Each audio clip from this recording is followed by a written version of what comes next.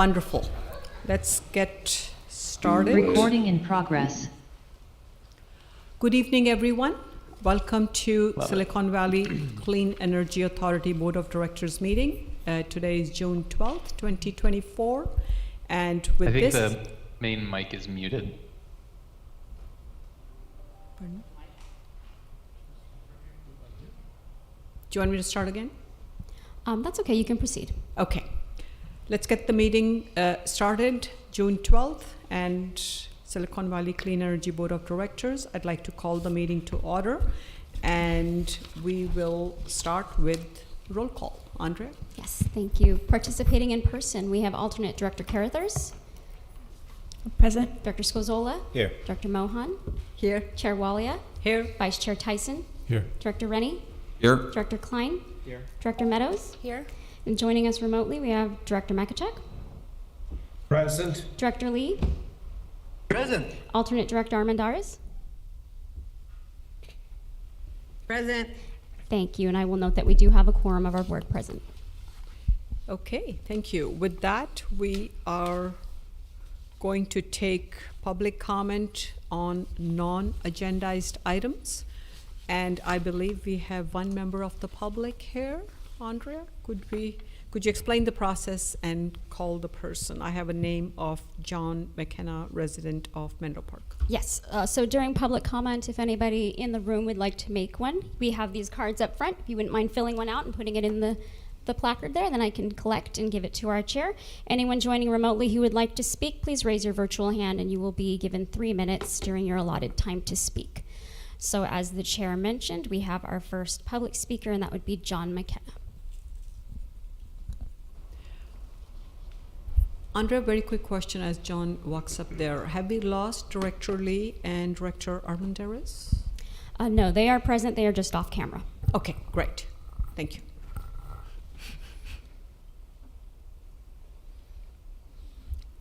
Go ahead. Okay, sorry.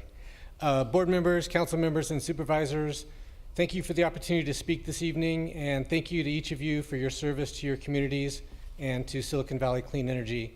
My name is John McKenna, and I'm here to highlight the recent webinar, Code Red for Humanity, Clean Air, Healthy Bay Area, that was held on May 9th. The purpose of the event was to provide local governments with ideas and resources for measures that can be taken to ease the path towards electrification and to prepare for the Bay Area Air Quality Management District's pending rule changes for zero-emission water heaters and furnaces. Every council member, every county supervisor, and all relevant local government staff throughout the 9 Bay Area counties, over 1,600 individuals in total, were invited to this event. Close to 300 individuals registered and nearly 150 attended live. The event was co-sponsored by many Bay Area community choice energy providers, including Silicon Valley Clean Energy, and Eric Rodriguez was one of many excellent speakers. The event was emceed by Davina Hurt, currently the Air District's board chair, and the keynote speaker was Stanford professor Mark Jacobson, who has dedicated his career to researching both causes of and solutions to our air quality and climate issues.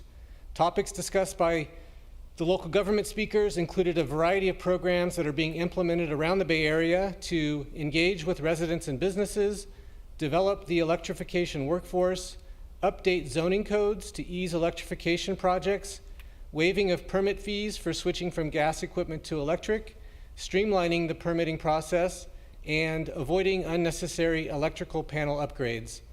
The CCA speakers covered topics ranging from 0% financing to virtual power plant pilot programs to multifamily electrification programs. If you weren't able to attend, a recording of the event and many other helpful resources can be found at Actera's website at actera.org/advocacy/code-red. I encourage you all to take advantage of these great resources, and I wanted to spotlight one in particular, a document created by Spur and their partners in the Bay Area Clean Air Coalition titled A Toolbox for Transitioning to Zero Pollution Equipment. This simple 8-page document outlines 5 key strategies and 30 different actions that policymakers can take to affordably, equitably, and smoothly transition to zero pollution appliances. And please share these resources with your local government staff and elected colleagues. In closing, I want to share a quote that Davina shared during the event from Ruha Benjamin. Remember to imagine and craft the world you can't live without, just as you dismantle the world you can't live within. Thank you for your time. Thank you for your thoughts, John. With that, we are going to get started with the items on tonight's agenda. Chair Walea, we have a Do we have another? clarification. We need to make sure that those that are calling in remotely are on camera and there's no one present in their location that wants to participate in public speaking. I'm asking you, Andre, if that's true. Yes. Okay. Yeah, so we do have some people who are remote currently who would like to speak, but I will check in with our board members who are attending remotely. Can you please confirm that you do not have anybody at your locations who would like to make a public comment? Yes, that's correct. This is Director Lee, and there is no one else here in my remote location would like to speak. Thank you. Thank you. Okay. This is Brian Mekachuk. I'm attending remotely, and there is no one over the age of 18 that is in attendance with me. In fact, there's no one with me, and there is no one that wishes to speak. There's no one else in the room with me. Thank you. I see Director Showalter has also joined us remotely. Yes. Andre. Director Showalter, is anybody present in your location?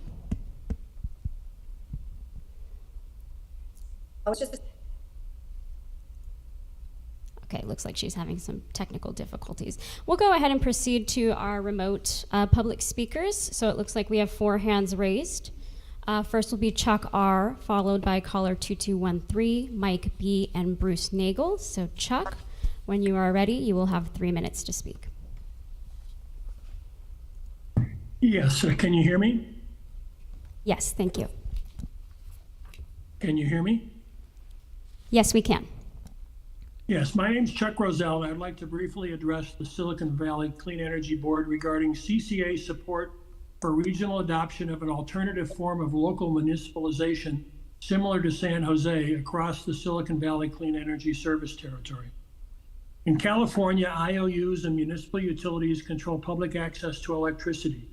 The only exceptions are property owners generating power for their own use. If an IOU is not addressing local needs, every city or county in California has the right to create an alternative municipal electric utility. Over 40 California cities are currently powered by municipal utilities. They are as large as Los Angeles and as small as Healdsburg. And overall, they have rates that are 30 to 50% lower than PG&E's rates, making the municipal utility model at least worth evaluating for any CCA that's looking to reduce the cost of building decarbonization.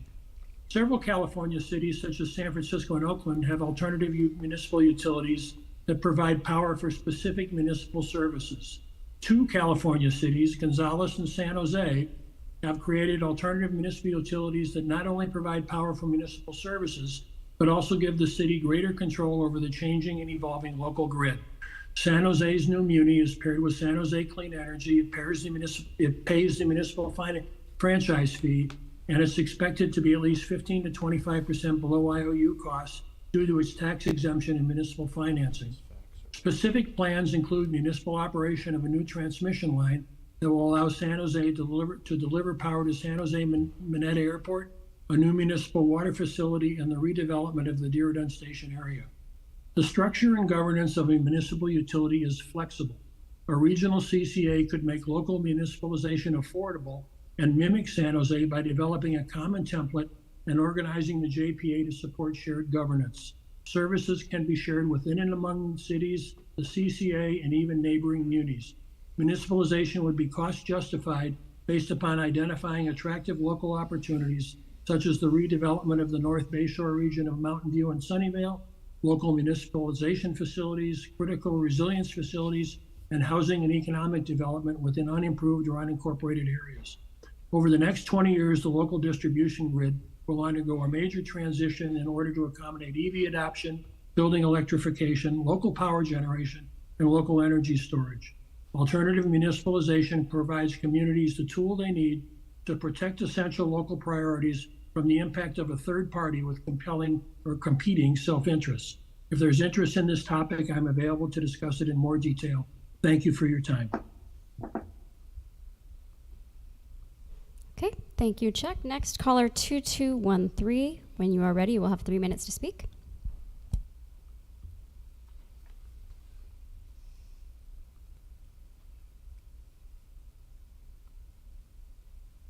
Yes, this is Mike Balma, and I have a comment for the consent calendar.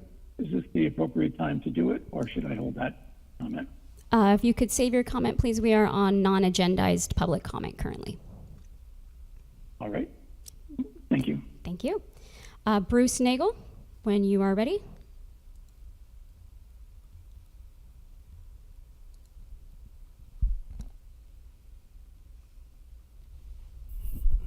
I wonder if that's also for an agendized item. Let's find out. Yeah, it's to the same place that Mike Palmer is going to do it. Thank you. Thank you so much. And there are no additional hands raised to speak. Okay, thank you. So no more comments, remote or, of course, not in person for non-agendized? Just reconfirming, Andra, we have so many people in different locations. Correct. Okay, wonderful. Okay, so before we get started with the consent, I would like to mention, I don't know if I need a vote to change the order, but I am going to move item number 3 after we have a discussion on item numbers 4 and 5 because of the content of those 2 items. Do I need a motion, or we can just move forward with that change? I would just ask if there were any objections from members of the board. Anyone remotely, please raise your remote hand if you have an objection. I notice Director Chua has also joined us. Okay, so let's move on to the consent calendar item. We have 1A through 1K, and typically the consent items are taken in one motion and voted on together. Let's take public comment on this first.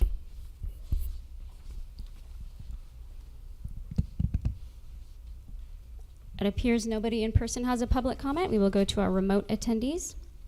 Mike Balma, caller 2213. I will unmute you.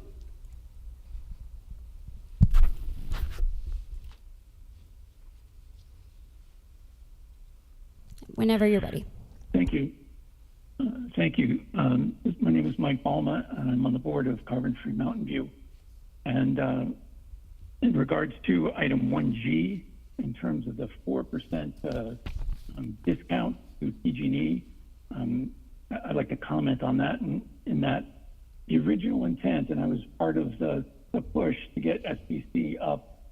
Originally, it was a 1% under PG&E, so we could say that we were, less than PG&E. And the significance of this, I know we all want to have, provide discounts and savings to folks. But this relates to the later discussion about the reducing the power content label and increasing our emissions.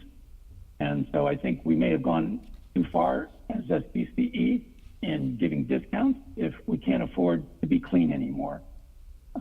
So that's my comment, and I'll save the remainder for the discussion on the power content information.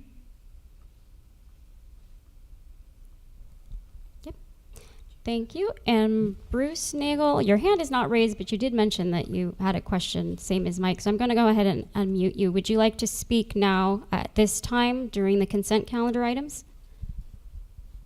No, I want to do it with Mike because it ties in directly with it. We're going to speak on very similar issues. Okay. Thank you. And that concludes our remote public comment. Okay, thank you. With that, I'll bring it back to the board. Any comments, or do I have a motion for all items on consent? So moved. Second. Oh, Andre, did you get that? No, I'm sorry. Who made the second? Director Chua. Thank you, Director Chua. That's Director Lee, motion, Director Chu. Yeah, and third by Director Makachak. I think they went simultaneously. I wanted Brian to know Sorry. that I did see that. Okay. Any comments, or should we just proceed to vote? Andrea, let's have a roll call vote, please. Thank you. Chair Walia? Aye. Vice Chair Tyson? Yes. Director Scozola? Aye. Mohan?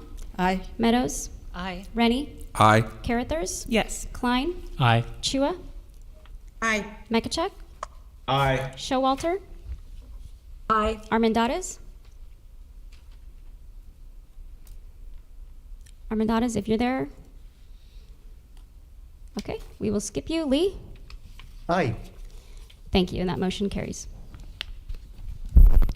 Thank you. Let's move on to item number 2. That is the CEO's report.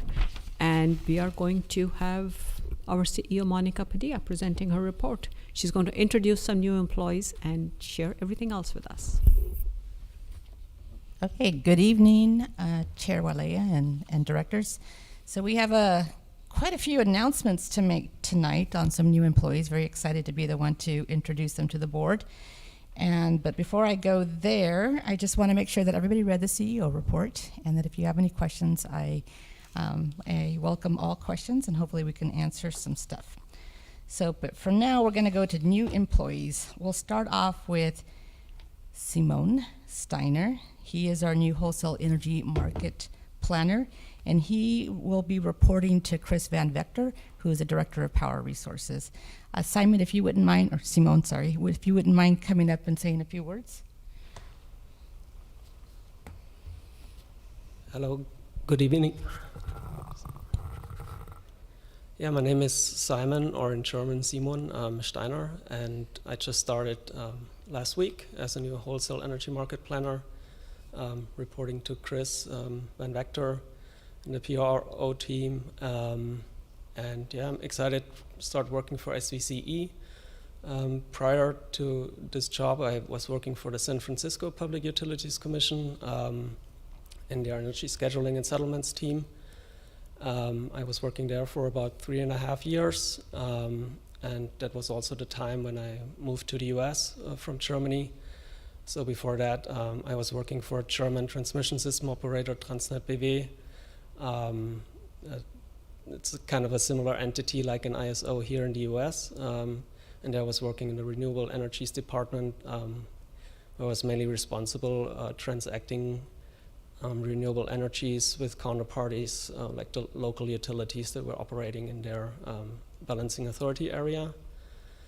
Yeah, outside of work, I live in the Sunset District in San Francisco together with my wife. She's from the Bay Area. And I very much enjoy the Bay Area in general, and in particular living in San Francisco. I often go on runs in the Golden Gate Park or play in a local soccer pickup. Or if I really want to get outside of the city, go towards the Marin Headlands for trail runs and such. So yeah, I'm excited for this opportunity, and thank you for being invited and for meeting you. Thank you. Great. Our next new employee, his name is Colton Heath. He is an energy trading planner, also within the Power Resources Group, but he will be reporting to Britta Bradshaw. Colton?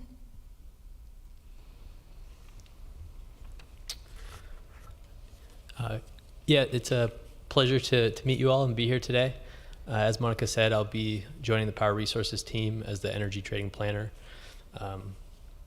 reporting to Britta. Previously, I worked at Southern California Edison with their energy trading team, and prior to that, I worked for Puget Sound Energy up in the Pacific Northwest, also in energy trading and scheduling function, and then prior to that, another kind of energy marketer, the Energy Authority, is where I started, also in the Bellevue area up in Washington State, which is where I'm from originally. I went to school up there as well. Fun fact, after school, I did Peace Corps for a couple years, which was a very unique and great experience for me. And yeah, I'm excited to bring value to SVCE and help the trading team get become compliant and find affordable products out there for us. So, thank you. Great. Hopefully he can help us with item number, used to be 3 now. Okay, our next new employee is actually an intern. Her name is Rebecca Dawson. She is our decarb data analyst intern, working on the DP or the decarb programs and policy team with Sangeeta. So Rebecca? Oh, I think Rebecca's remote, right? Correct, she's remote. Hello. We can hear you. Hi. Yeah. Sorry. Hi, I'm Rebecca. I'm working as a decarbonization data analyst under Sangeeta. I'm going to be updating SEVI scores and looking at other equity metrics to analyze and creating an interactive map where we can look at SEVI scores on different census tracts in the SVCE territory. I'm a rising senior at UC Berkeley studying data science with an emphasis in applied mathematics and modeling. I'm joining SVCE through a program called EDICT, which empowers diverse climate talent. And I'm really excited to be able to use my education to analyze my community and look at equity metrics. Thank you.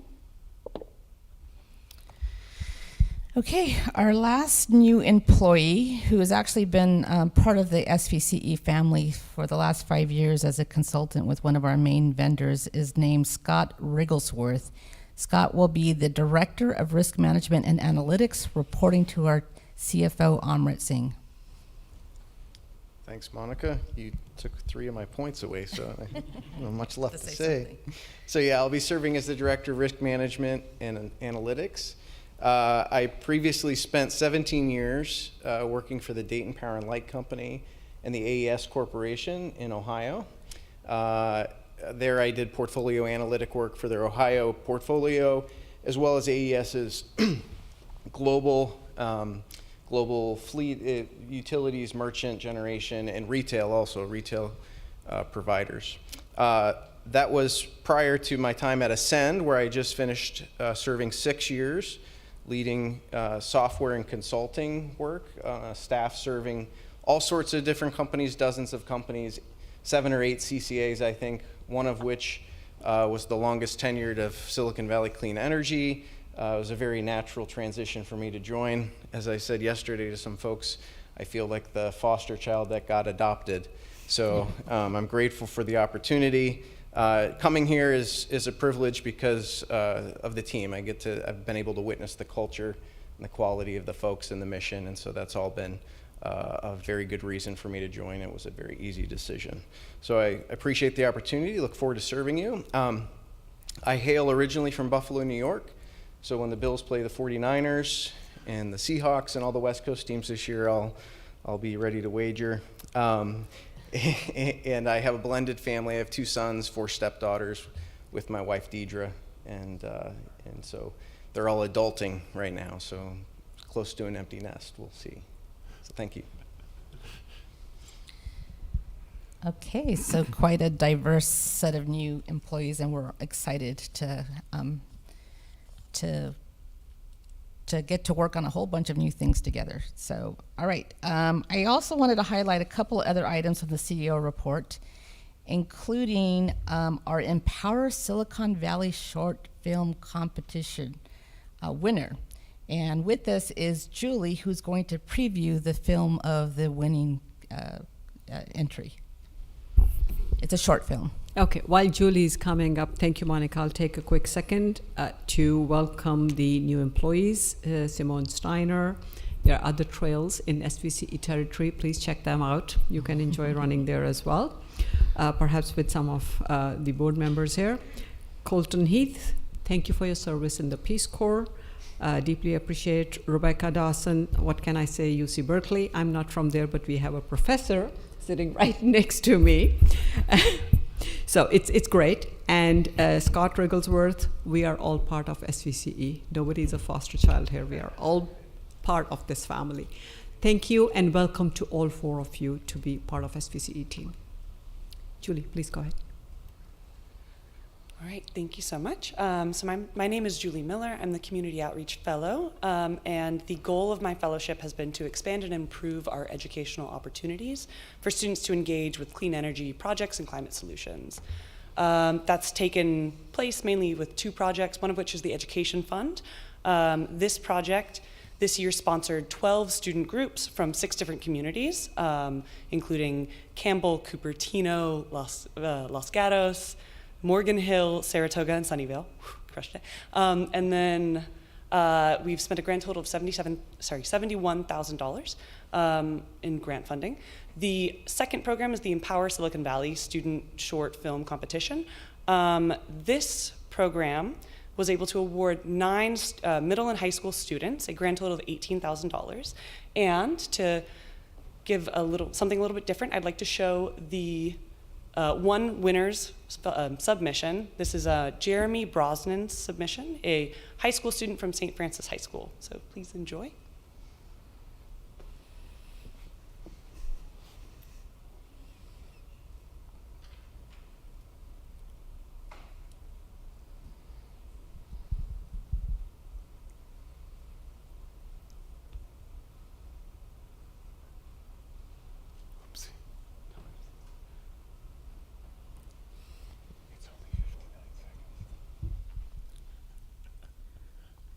Do you need help, Andrea? Wait, don't worry. I am always amazed at the youth and the work they do, and they are inspiring us to continue what we need to do for them. Okay, Andrea is ready, I think. All right. Looked at my bill from PG&E with a side on my credit card. Welcome to the land of high gas prices. Oh, where can I even begin? Went online, here I am for the first time. Look for solutions, I find the SVCEA site. There's a thing called a heat pump. This thing looks like a Triumph. I bought the heat pump, let's see what you've got. It functions better than I previously thought. So that's when I look at next month's gas bill. And our gas bill went down. And gas emissions went down.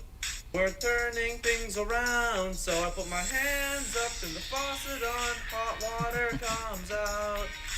That was really fast. Heat pumps are the best at heating up water, the most efficient for the new ones here to stay. Yeah, we got heat pumps in the USA. Yeah, we're going green in the USA. Very nice. Thank you. Thank you, Julie. Okay, couple other things I want to highlight from the CEO report, including California Community Choice Financing Authority, which is the bond conduit that several CCAs formed, including SVCEA as a founding member, is the winner of an international recognition for being the Climate Bond Award for the largest U.S. green municipal issuer of 2023. So that was a mouthful. But basically, this organization issued more bonds than any other agency in the U.S., and we have only been in place for, I think, 3 years or so. So that's quite an amazing accomplishment. And of course, some of you may remember this is the agency that we use to issue prepays, where we can get discounts for our customers. So congratulations to all who were involved in that. And on our team, we have Amrit Singh and Michael Callahan, who helps formed it when he was at MCE. Last thing I want to announce is that we are participating in Climate Night at the San Jose Giants minor league game tomorrow night. And so we will be there with several other agencies throughout Santa Clara County as a sponsor. We get the honor of throwing the first pitch in, and that honor is going to none other than Zach Lesky from Power Resources, and he will be throwing it in honor of Jesse Park. So that is one of our ways that we are recognizing an employee of ours. With that, I have no other highlights from the CEO report. Okay, thank you, CEO Padilla. It's always good to see the numerous ways that SVCE keeps on moving forward, keeping the mission in mind and to manage everything. from a financial perspective as well. I'm specifically thinking of the California Community Choice Financing Authority, the prepays, and to get international recognition. Thank you. Okay, any comments? Okay, let's, public comment? None online, Chair. Okay. Let's move on to item number 4, which is the results of stress test analysis. And we are going to have Amrit Singh, CFO and Director of Finance and Administration, present.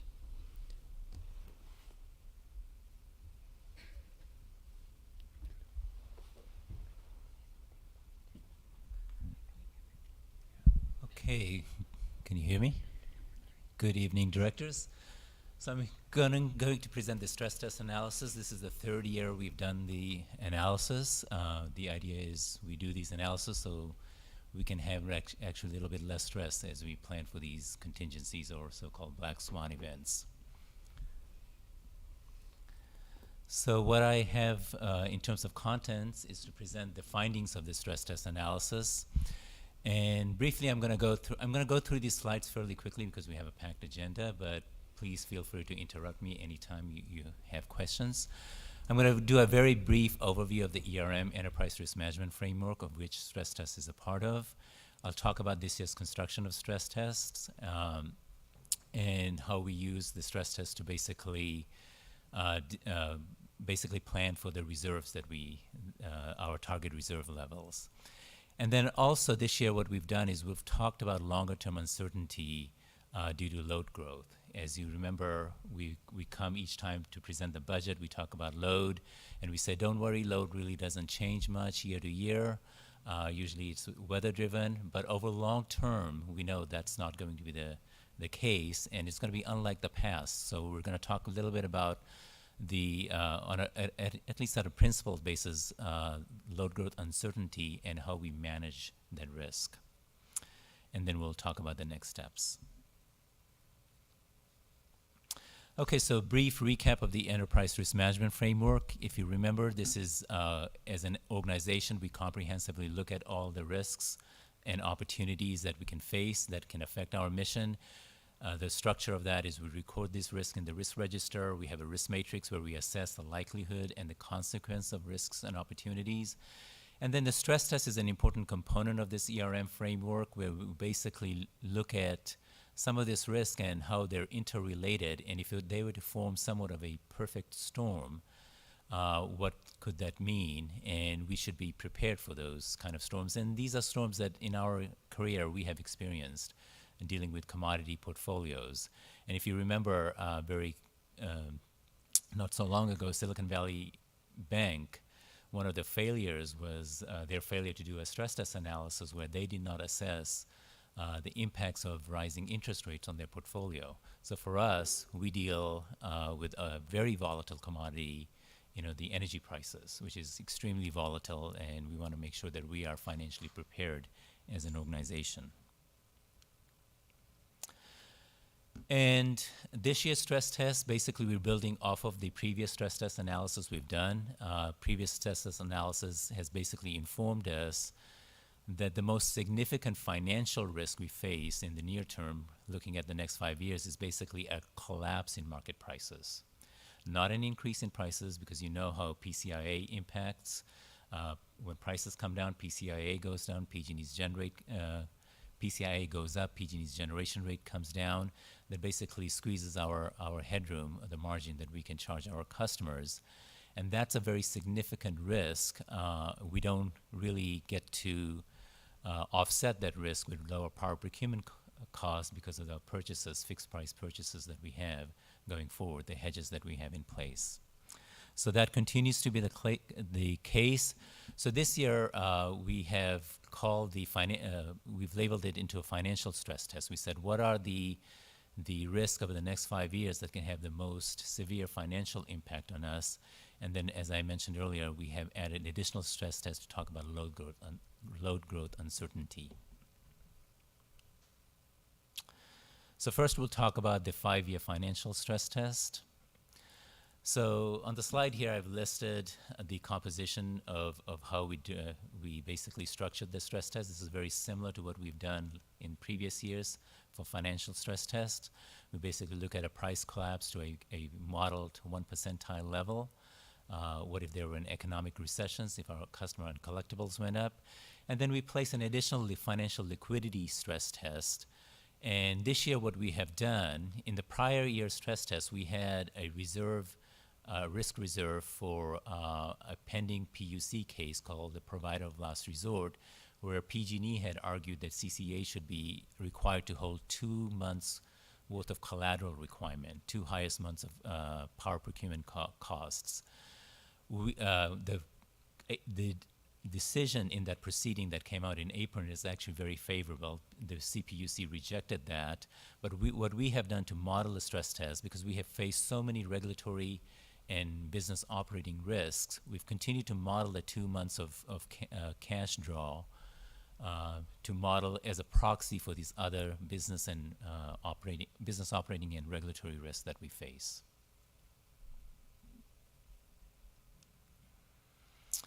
Okay, so continuing with the way we've designed our reserve planning, we look at the stress test analysis and we want to make sure that over the next 2 years, if the model stress test scenario were to occur, our reserve levels do not fall below 120 days of cash on hand. And then we also set the upper reserve target such that over the 5 years, the reserve levels do not drop below 90 days of cash on hand.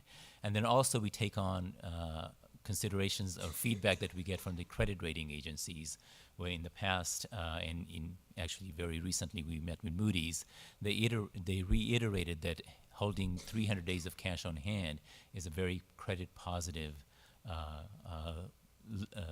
requirement that they look at for CCAs such as us. So this year's financial stress test, the background information, energy prices are very volatile.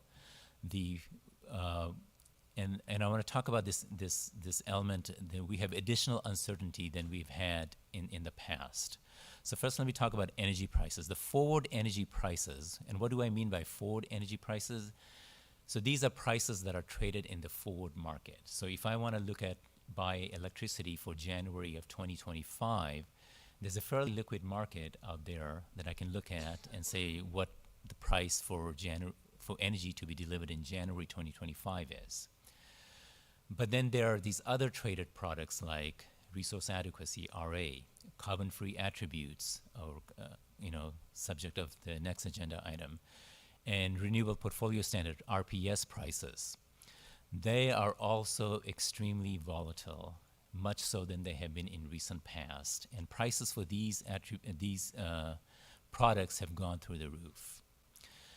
Now, when it comes to what the PCIA will be, what PG&E's generation rates will be, the rates that CPUC will set in December for PG&E, including the PCIA, there's something called the market price benchmark. And we've talked about this last year too.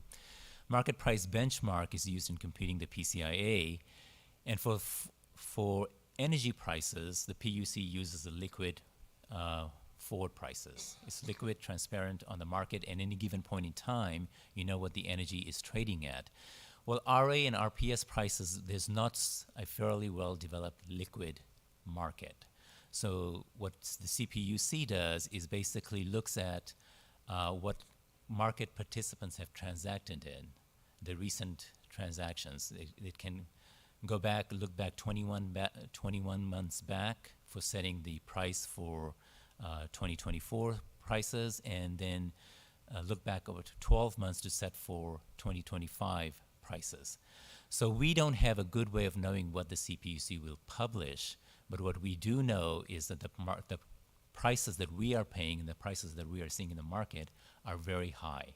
They're almost more than doubled the recent prices that we've seen in the marketplace.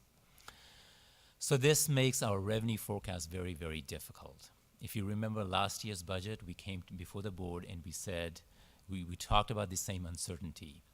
And at that time, in September, when we brought the budget to the board, we said we're going to have a very, the revenue projections are very uncertain, but using a conservative measure, which is not knowing what the market price benchmark is, using what some of the consultants are using and what the prior year's MPV prices that the CPUC had set, we came up with a projection of somewhere around $7 to $8 million contribution to our reserves.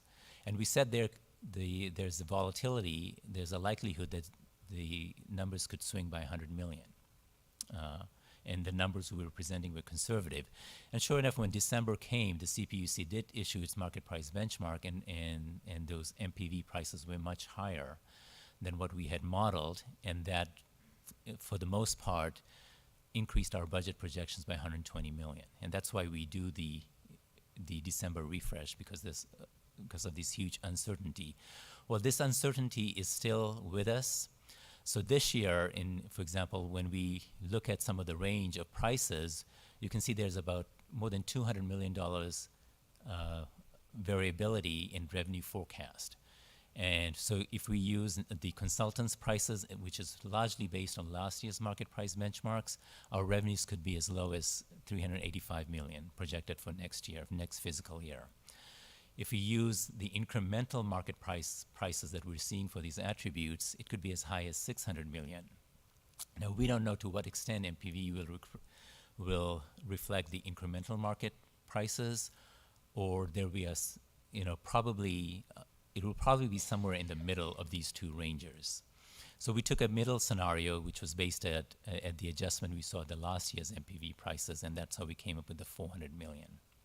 So the main point here is there's a huge deal of uncertainty with this market price benchmark that will be issued by CPUC, that makes financial projections very, very volatile right now. So for the base case, given that this is a stress test scenario, we use the lower end of the revenue projections, and I'll talk more about this also in the next presentation, next item, where we'll talk about the budget framework. Using this, we can say we're forecasting, our forecast looks fairly good. Our reserves, we're projecting we would end the current fiscal year with 420 million in reserve, and the current fiscal year, at the end of the current fiscal year, at the end of the current fiscal year to 360 million, for next fiscal year 24-25, to end at 368 million. And then revenue kind of goes up and down, and I have the actual numbers in the appendix, ending at the 5-year period at 360 million level of net reserves. And there's a lot of caveats that I've listed here. On the stress case, so if the model stress scenario were to occur, in other words, prices were to collapse to the 1 percentile level, so this is the model forward prices, and then our best judgment of what a low scenario would look like for RA and RPS prices, there could be a draw of $240 million at the end of fiscal year 2025, which is starts from October of 2024 and ends in September of 2025, a drawdown of 181 million. So if this stress scenario were to occur, and again, the way we describe the stress scenarios are these are extreme but plausible scenarios. And we have seen these happen, and there's a slide in the appendix that shows the volatility of energy prices historically. And during the financial crisis, for example, over a period of 3 months, we had something like 70% drop in market prices. So these are not unheard of scenarios. They're very plausible and something that we should be prepared for. So if this were to occur, we're not saying we don't have the crystal ball. We don't know if it's going to occur or when it's going to occur. But you can, within within the next 5 years, it's very likely it will occur, because the prices go up. In fact, the forward energy prices have come down significantly, and you can look at the appendix we show show how the prices have trended. You can see the forward energy prices have come down significantly, but the RA and RPS prices are very high. And that can, again, that's what could save us in our revenue projections to the extent they're reflected in CPUC's market price benchmark. Okay, so the stress test, if they were to occur, you can see that we will fall, as the numbers here show, starting in fiscal year 2026 out to 2029, we would, days cash on hand would go below 120, and in year 2029 we would actually run out of money. That's what the analysis shows. So there is risk mitigations. What do we do to plan? The best strategy is to hold sufficient reserves for these type of scenarios. And similar to last year, what we will do is when we present the budget, we will update these stress scenarios to say, well, what level of reserves we should be holding, and therefore update our reserve policies. If I were to update based on the analysis today, it shows that our target reserve would be roughly where it is, from 300 to 315 days. Upper target would drop from 400 to 490 to 420, so relatively close to where our current levels are. Again, we will update these numbers using the same set of prices that we used to set the fiscal year budget to do the stress test, and then we will recommend to the board in August when we come back what our updated reserve policy should be. Okay? So that's the financial stress test. Now I'm going to talk about the long-term load uncertainty. So when we talk about load, as this chart shows, in the past, load has really not been that material in planning. California, at least on a per capita basis, load has been relatively flat. And that's what this chart shows. But we know the future is highly uncertain.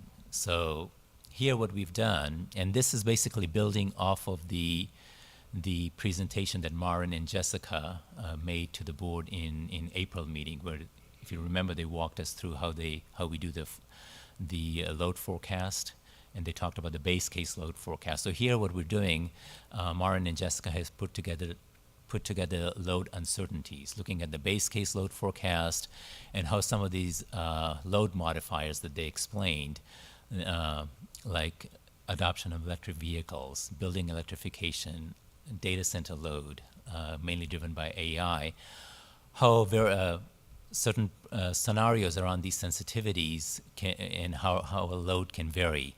So we put together these scenarios, and there's detailed description of these scenarios in the staff report. You can see that load growth on a cumulative basis can vary significantly. A base case increasing by 46% going out to year 2050. On a high load scenario, it can be 86%, and on a low load scenario, it can be 21%. So the question then is, how do we basically manage this uncertainty, and what are we doing? What's our current strategy, and how do we plan going forward to manage this uncertainty? And this matrix that Jessica and Maren put together basically shows in detail what some of the assumptions are for each of these load modifiers. You can see the IGF is the income graduated fixed charge scenario. So that's where there's a fixed charge, and the volumetric rate comes down, so that allows for more EV penetration, allows for more electrification. Low load scenario, for example, we assume there's DA opens, we lose some load to DA, and some of these other measures, adoption of EV scales down, and some of our building electrification scales down as well. So these are sort of range of scenarios that we looked at. Okay, so what does this mean in terms of our portfolio management risks, right? So this is a matrix here we're talking about at a strategic level. And what this matrix shows on the vertical axis is what if the load if the base case load scenario were to prevail, if a high load scenario were to prevail, or if a low load scenario were to prevail. And then on the horizontal dimension, if those, what are the prices? What if the future prices were higher than what they are today? What if they were lower than they are today? So we plan for a base case, and as this matrix shows, there's no such thing as a risk-free scenario where you can completely get rid of risk.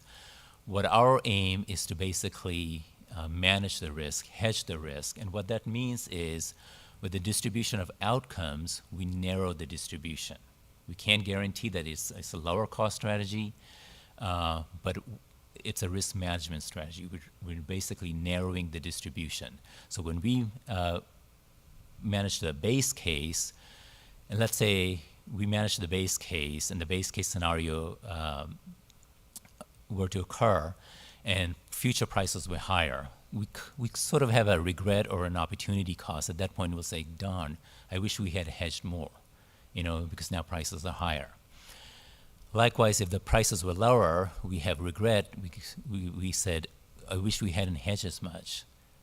We could have now bought at a lower cost, right? So that's the hedging scenario. That's if we're planning to base case. Now, what if we plan to the base case and a high load scenario comes in? The high load scenario that we showed you. Then, and if the prices are higher, then you can say, well, we could be uncompetitive. Let's say our competitors hedged more of their load, right? We, at that point, our costs could be higher because now we're buying more energy in the open market at higher prices. And we also may have difficulty in sourcing these resources, so we may face compliance penalties. But on the other hand, if prices are lower, we would be like, I'm great, now I can buy the additional load at a lower cost.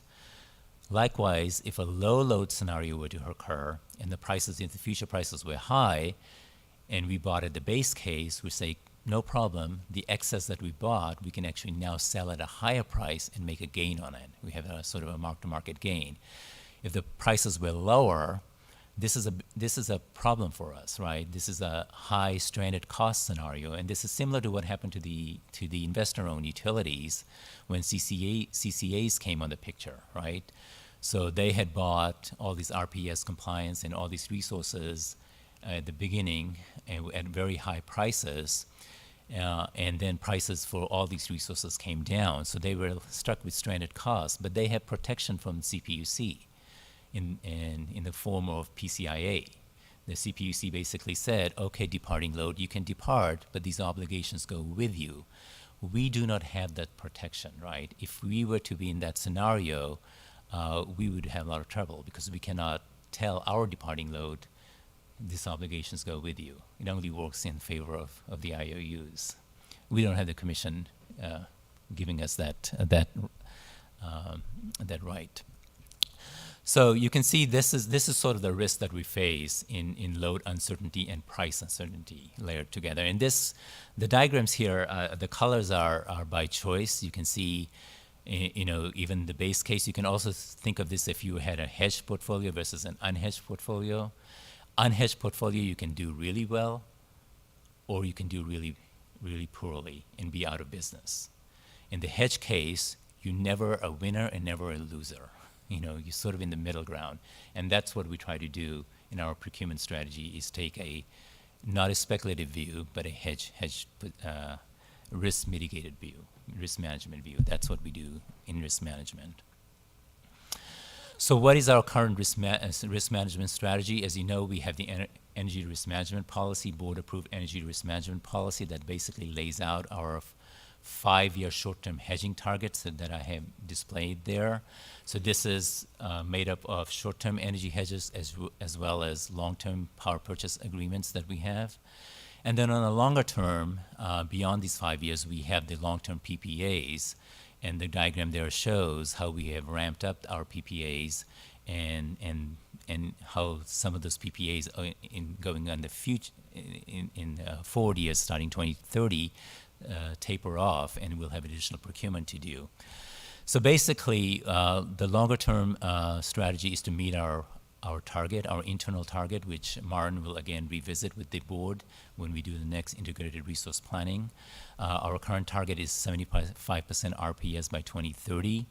We obviously want to meet with all the CPUC procurement orders for reliability, comply with SB 350, that's 65% of our RPS contracts are from 10-year contracts of 10 years or longer. And then those interim targets that take us to 100% clean by 2045 that I've listed on the slide. Okay.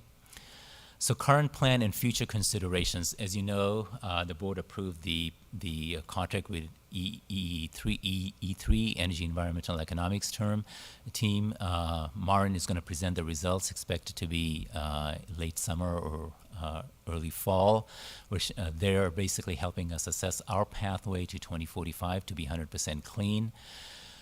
And then we have a laddered procurement strategy. In other words, sort of you can think of that as dollar cost averaging in investment strategy, where we don't buy everything all at once.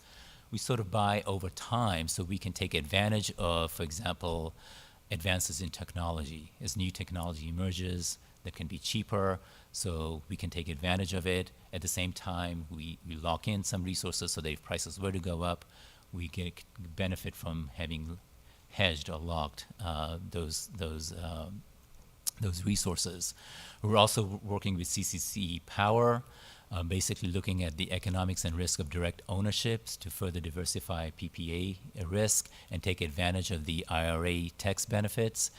And then one thing we have talked to the board before, and now we want to make additional analysis, now that we have a director of risk management with us, which is to basically relook at our hedging strategy. We know that PCIA and the way we set our rates relative to PG&E generation rate basically provides some inherent hedging to us, right? Because we know we can we know that if prices were to come down, or if prices were to go up, PCIA will come down.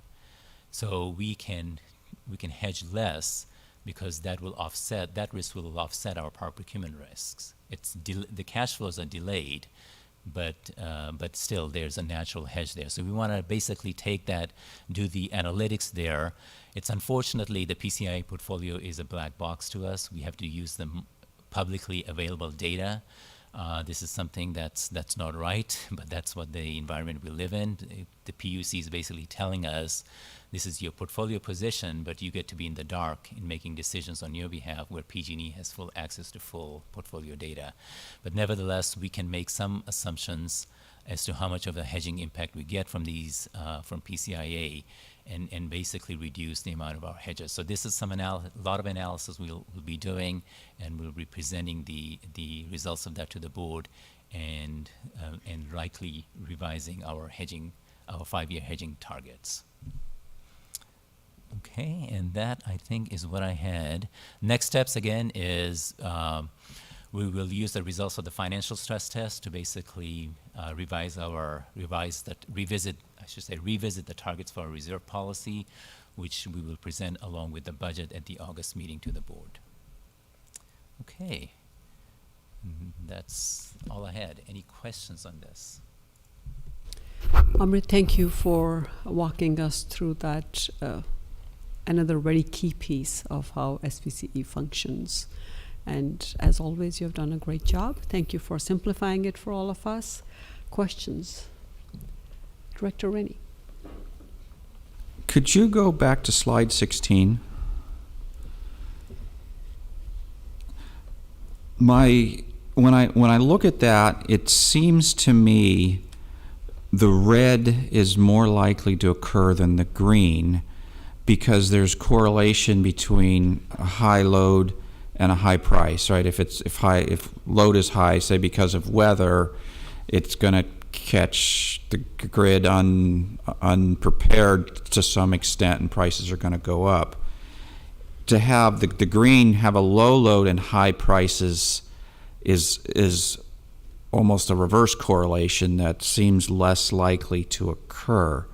So it says to me you want to skew towards more hedging because the red is more likely to occur than the green. So that's a complicated question. We actually take into account the correlation between load and prices. So when we model the distribution of our portfolio costs, the correlations between load, prices between different tenors, different commodities, we have some other exposures, whether all of these stochastic variables we basically model in our portfolio, including the correlations among them to basically come up with the distribution.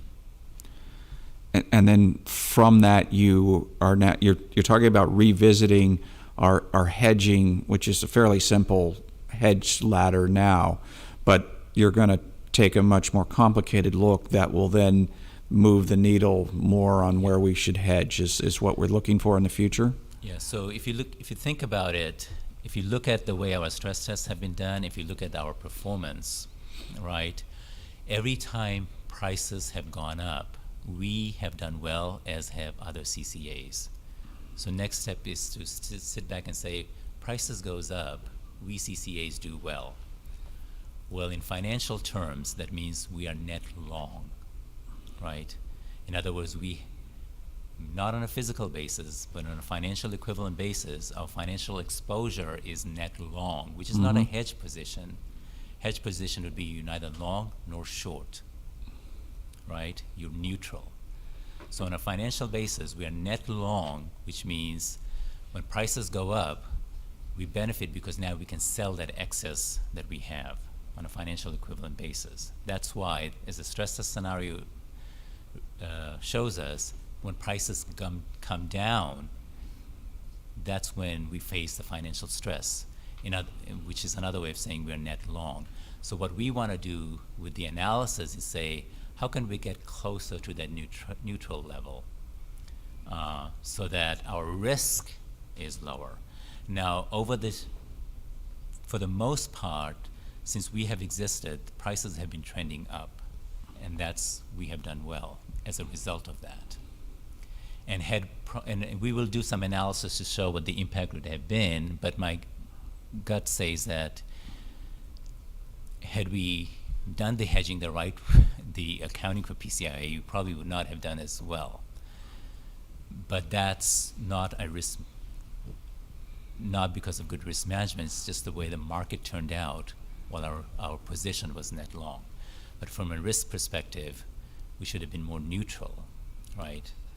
But what if in the future the prices start coming down and on a sustained basis have a downward trend and we are net long, then we're not in a hedge position, then we'll have a lot of financial distress. And that's what the stress test is showing.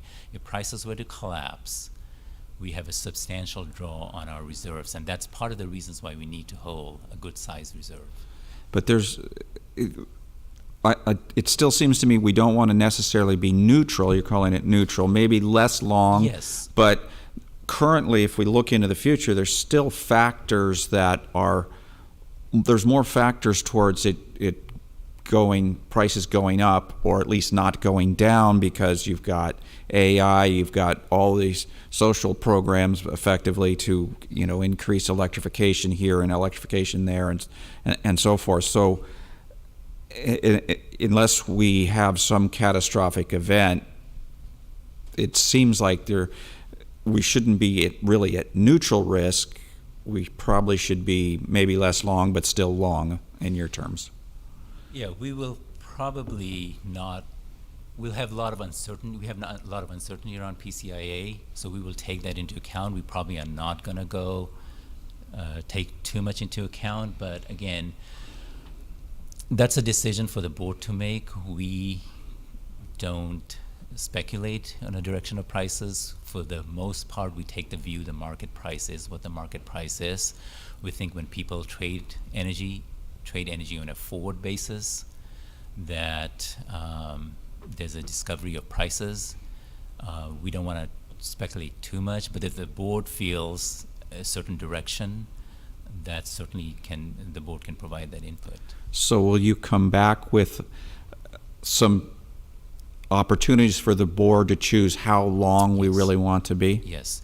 And the bigger part will be we will not make a drastic move right away, likely, because of the uncertainty with the PCIA. But we will actually come back and we'll show you the results. You know, had we done this in the past, what scenarios would be. And we just want the board to be informed of the risks. We don't want there to be any surprises from a risk management perspective. Okay, thank you. Don't want to monopolize anymore. Other questions, directors? I know I saw Director Lee's hand online. Anyone in person here first? Okay, let's. Okay, Director Mo. Wait, you can go with the Go ahead. I'll take questions here first, then we'll go online. Yeah, Amrit, thank you. So my question was, the stress test analysis is done every year. And so I think one of your slides said that in September, the impact of this year's stress analysis would be translated into budget terms when you bring it back in September. So how does the same scenario, how did it act out last year? And does it make sense to do this every year? Or is this like a budget forecast, 5-year budget forecast? So this is a stress analysis. This is what we're saying is extreme but plausible scenarios that it can happen. It's not. I'm not saying it can happen next year. We're saying what if it were to occur, and there's a very small probability that it will occur. But if it occurs, we should be prepared. And in the past, we've seen scenarios such as this occur all the time because energy prices are very, very volatile. What we do during the budget process is saying we should assess our financial reserve levels. What level of reserves should we be building as an organization, so at least we can withstand the model stress tests. That's the relationship to the budget process. Is when we do the budget, we also go back and look at the reserve levels and say what level should we be building our reserve to, and therefore making a decision between how much money to give to customer discounts, how much money to give to programs, additional expenditures versus building reserves. So we have an informed way of building our reserves. Yeah, okay, that explains it. So the real value of this is to determine the right amount of reserves or the right, aware of risk, depending on the information we have now. Like an example that I gave is like Silicon Valley Bank. They Is should the have what? done Silicon Valley Bank, if you remember, they've got into trouble. Yeah. They should have done an analysis. Interest rates have been going down, and have stayed low. All of a sudden, now they've gone up. They should have done a stress test scenario. What if interest rates went up? What would it do to their financials, right? That was a big failure. And banks are required actually to do these analysis. For us, we deal with a very volatile commodity. Energy prices, much more volatile than even interest rates. So it's very prudent for us. We have standard risk metrics that Ascend does for us. We talk about on a gross margin at risk, but they're inherently weak. They're not going to pick up what we call these black swan scenarios. These things that are disruptions in marketplace, like a recession happening, like in the financial crisis happening, where these things get translated in energy prices. They can go up or they can come down. We want to make sure that we have the financial means to wear these type of storms, which are very plausible in our business. Great. Thank you very much. Thanks. And we have Director Lee. Thank you, Supervisor Lee, for waiting. No, thank you so much. This is an excellent discussion, and thank you, Amrit, for the very informative approach of this very complicated issue in the layman's term that we could understand.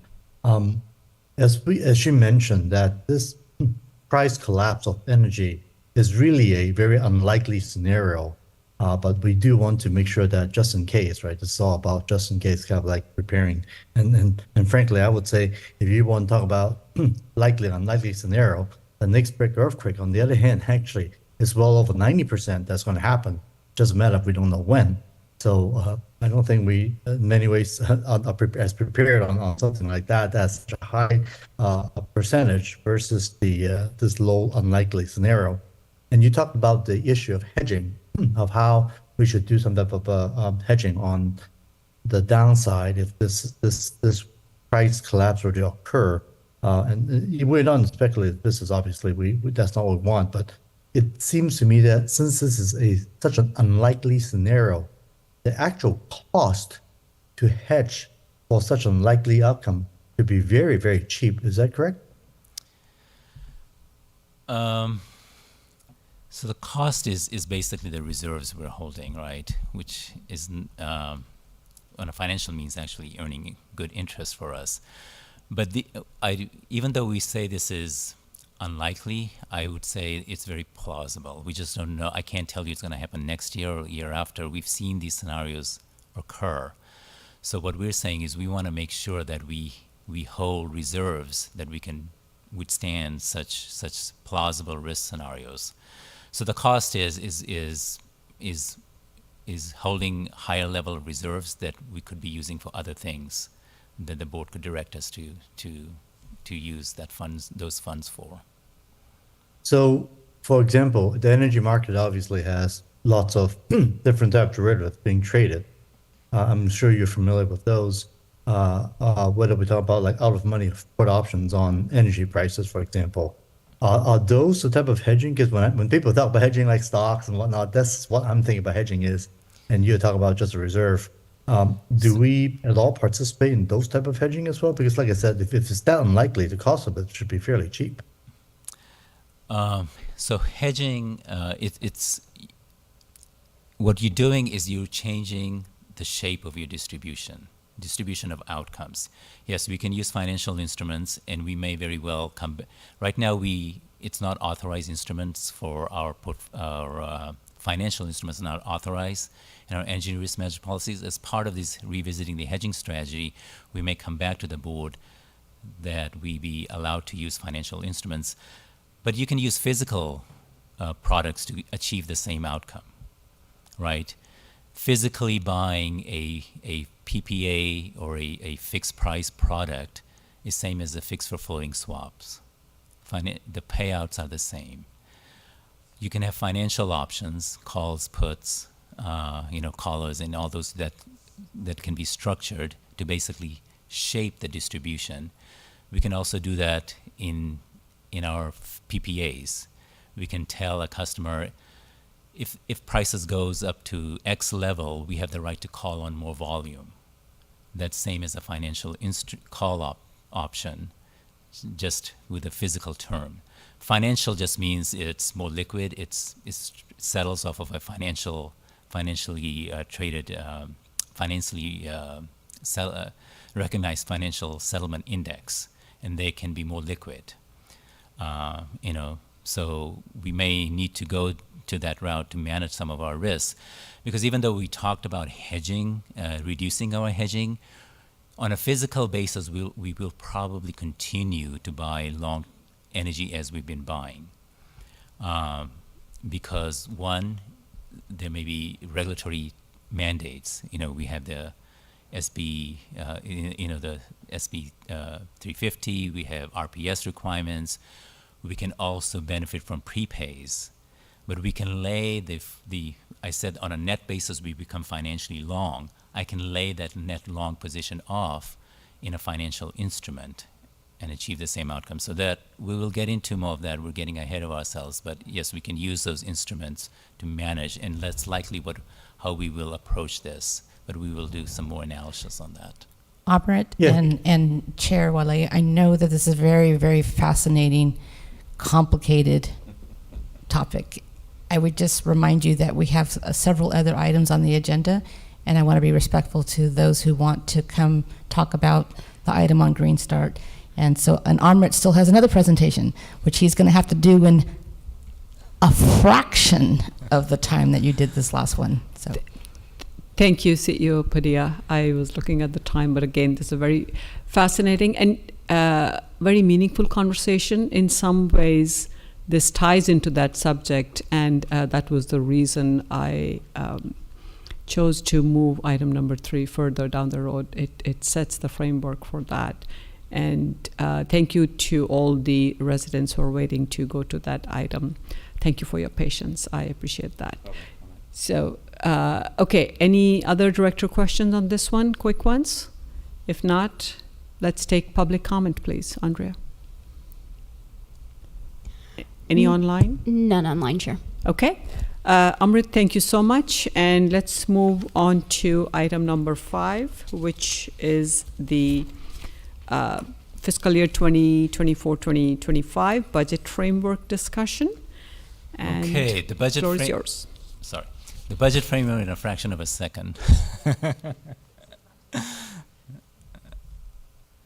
Okay, so this is a high-level, basically, framework discussion that I'm going to have. The how we're going to set the next fiscal year budget. We're just going to talk about some of the drivers, and some of that relates to the previous discussion, so we can skip through those items. But the next time we will meet, there's no board meeting in July. Next time we'll meet in August. At that point, I will have a draft budget for the board, and this timeline shows that. So in August, we'll come back with a draft budget. At that point, we want the board to review the budget and the reserve target levels, so that when we meet and take the feedback that the board will give us, and then when we meet in September 11, we can have a brief conversation about the budget, and the board is ready to approve the budget, so that when we start our fiscal year in October, we have an approved budget. Okay. So the key uncertainty, again, this shows the current rates. You can see, the rates that are in place in 2024. You can see our rates will be dropping in July, along with PG&E's drop that was anticipated when we set the budget. The big issue is the revenue uncertainty, and the drivers of the revenue uncertainty I talked about in the previous discussion, which is the market price benchmark. PG&E came up with a preliminary forecast of 2025 rates in May, and I'll talk about that briefly as well. So here, this basically relates to the same analysis I went through in the stress test analysis, where I showed you the revenue variability from 385 million to 600 million, to 215 million or so variability, depending on how the market price benchmarks will come up. You can see how the rates are impacted. If they were to, on the very high case, if market bench prices were to reflect the incremental RA and RPS prices, we can see the PCIA going negative. Okay, so a little bit about PG&E's ERA forecast. So PG&E issued an ERA forecast for projecting their rates for 2025, and what PG&E, recognizing what I showed you in the previous slide, that if the market price benchmark comes in reflecting what it should reflect, PCIA would go negative. They're putting all sorts of ridiculous arguments in front of the PUC. They're saying PUC, because of lots of happening in the RA market and the workings of the RA market, don't use if the new market price benchmark you're going to come up with is higher than last year's, don't use the higher, use the lower one. Use it if it's lower than last year's, otherwise use last year's. It's a very ridiculous argument, even when you read their testimony. We're working with CalCCA to form our arguments against that, to make sure that CPUC carries forward with its MPV. But this is another uncertainty, and PG&E knows how big that MPV is for the reasons I just told you. In our projections, it can swing revenues almost 200 million. So the rates are the rates, projected rates that PG&E is showing. Using their rates based on last year's MPV prices, our revenues would be somewhere in the middle of that 385 to 600 range, ranging from 420 to 440 million. That will likely result in a slightly positive, but if the lower end that I presented, the 385 scenario, were to occur, we will likely have a negative contribution to reserves next year. We will be drawing on our reserves, basically, if that scenario were to prevail. We hope that will not the case, and the CPUC will reflect the market price benchmarks as it should. But there's a lot of issues going on here that we're working to make sure we can rebut PG&E's ridiculous arguments here. I'm going to skip the reserve targets. Again, so the big decisions for the board is again, the balancing act that the board does. How much to give to customer discount, how much to build reserves, to model the uncertainties we talked about in the stress test, how much further to fund programs and basically our decarbonization mission. So this, similar to last year, we're going to ask the board wait till December when the MPV prices are known and we have more certainty on PCIA and PG&E's rates. So we'll use the same process we used for the last couple of years. We'll come up with a preliminary budget for the for adoption in September. We're going to assume a 1% discount starting in 2025. We're going to assume 4% discount continues for this for the rest of this calendar year, which will be October to December of the new fiscal year. And for 2025, we'll assume a 1% discount, but then in December, like last year, that's when we'll ask the board to make this balancing act, when we'll have a better picture of our financial outlook, when the MPV prices are known and we have more certainty on what the PCIA will look like and PG&E's rates will look like. So big issue is power supply, which is the biggest part of our portfolio. It's 90% of our expenses. Okay, there's no bigger expense in our portfolio. That's where a lot of the volatility is. The big issue is record high prices in RA, RPS, and carbon-free attributes. Carbon-free attributes are a very scarce resource. This is the subject of discussion at the next agenda item, and we're asking the board to make some tough decisions because we need those decisions to set the budget for next year. And so that Chris will go into details of what the scarcity we're facing in this market and basically ability to meet our 100% clean target because of the constraints we're seeing in the marketplace. The other costs, the staffing cost and operations, the staffing level, where we added a lot of positions last year. We don't expect to grow too much. Currently, we're anticipating, we haven't finalized our headcount projections yet. We're still in the process of pulling the plans together for the budget. Looking right now, we're thinking at least 4 headcounts, 2 in our decarbonization area, 1 in risk management, 1 in power procurement. For cost of living adjustment and adjusting employee salaries, we want to continue with the approach we've used the last few years, which is look at the Bay Area cost of CPI and use a 6-month rolling average, which currently it would be at 2.9%. And on top of that, a discretion for the CEO to award 3% merit. All of these raises are at the CEO's discretion based on some of the criteria that I've listed there on the slide. Okay. So next steps, again, next time we will meet in August, I will have the budget. I will use the assumptions that I've shared with the board here today. Based on that, we will develop the budgets. And again, the big uncertainty is the PCIA rates, depending on how MPVs come out.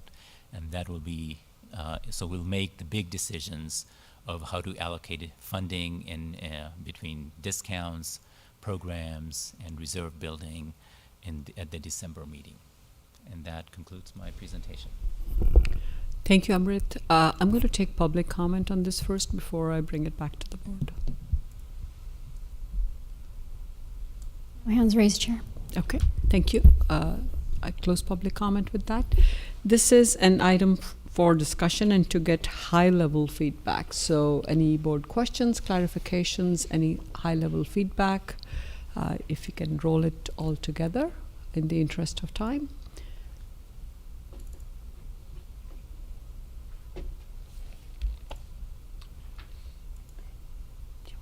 Okay. Seems you're on track, Amrit. Thank you. And just to again mention, the Finance Committee also reviews this. They already have, and they will in August before we get the full budget. With that, thank you, Amrit, and let's move back to item number 3, which is to consider staff's recommendation to modify 2025 clean power supply offering for Green Start. We are going to have Director of Power Supply, Chris Van Wachter, present this. If you can bear with me just 1 second, we have received some public comment on this, so let me just add a very brief comment. Firstly, I want to thank all those people. I believe we have received 7 emails for expressing your views on this topic. Always appreciate the engaged residents, because we are all on the same team. We are all working toward our common goal. And in this situation, in this item, the staff is basically asking the board, given the current market conditions, that they need to plan and set the budget that Amrit was just talking about for fiscal year 24-25. They're asking the board if they cannot procure additional carbon-free resources at current market prices. This is a very difficult decision for everyone at SVCE. I want to mention that we are being very transparent here.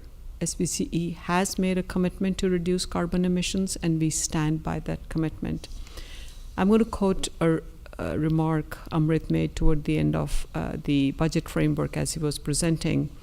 He said for the board, it's about the balance between building reserves, the discounts that we give to customers, and how much we fund programs. But again, the mission always remains to build a clean, affordable, and reliable power source here at SVCE. With that, I am going to ask Director Chris to give us the presentation.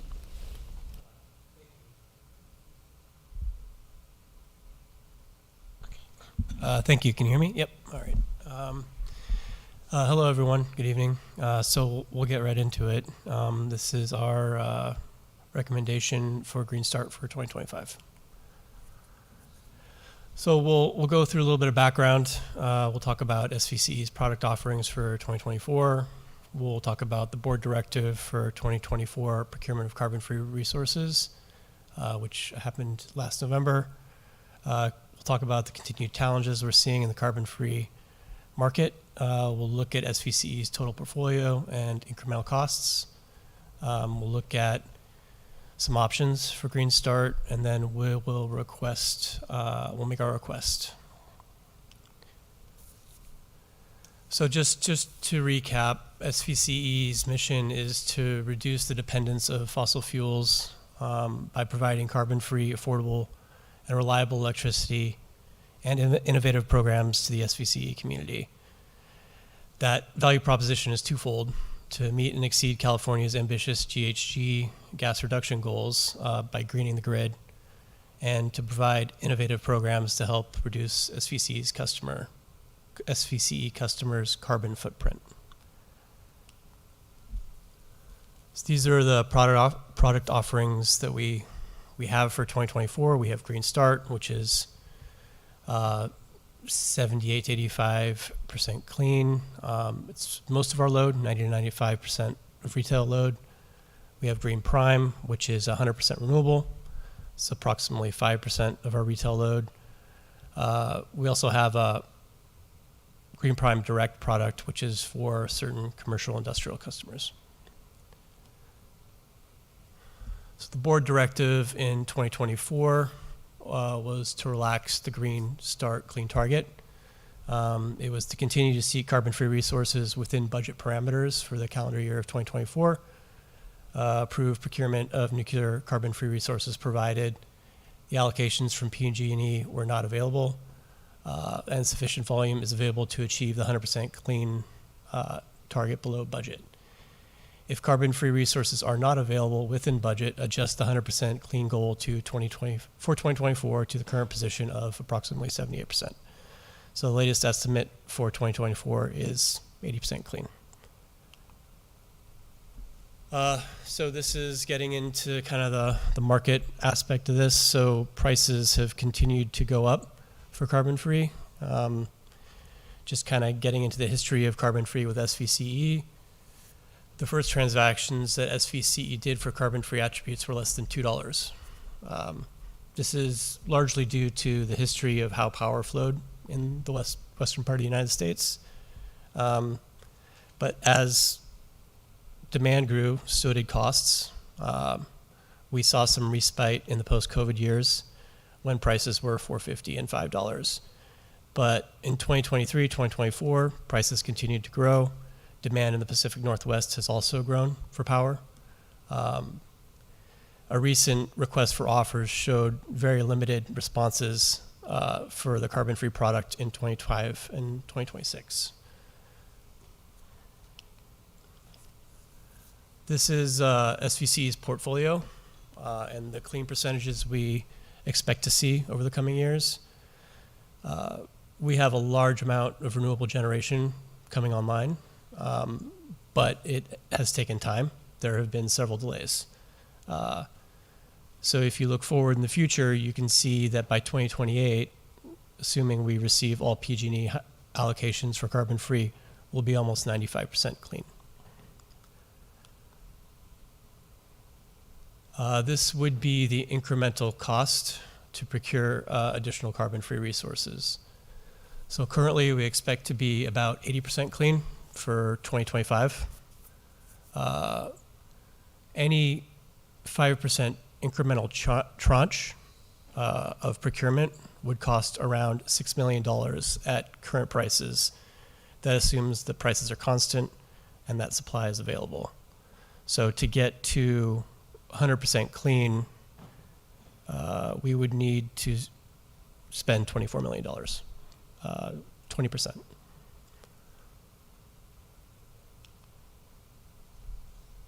So we're at our options.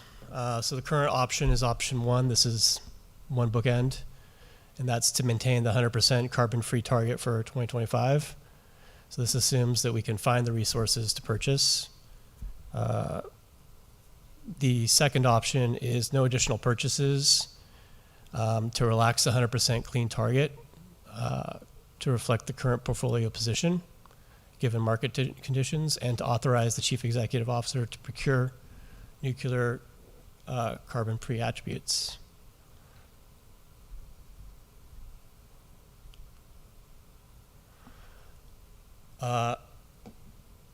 Going into the future, as Amrit mentioned, we thought we had a little more time to bring this discussion to you, but we do have the Clean Energy Pathways topic coming in August. So just want to remind everyone that our mission is durable, that shifting market policy conditions have caused us to take a deeper look at how we balance the clean, affordable, and innovative programs that we have.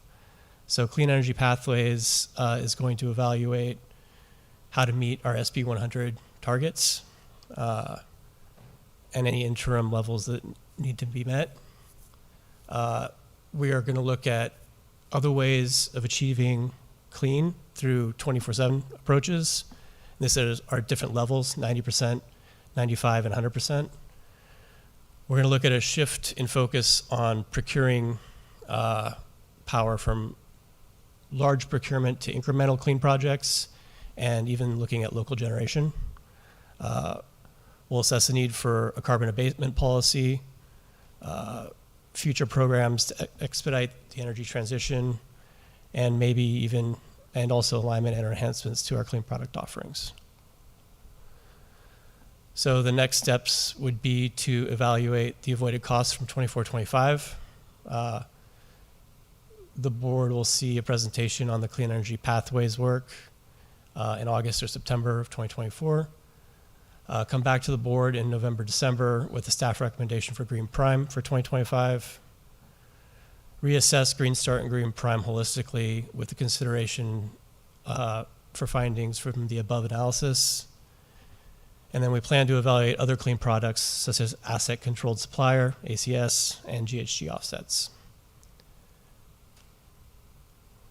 So the request is staff recommends the board of directors approve changes to Silicon Valley Clean Energy standard retail rate products Green Start for 2025 as follows.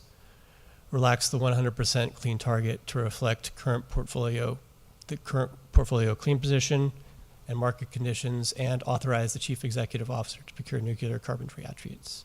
Option 2 on slide 9. And I think we're at questions and discussion.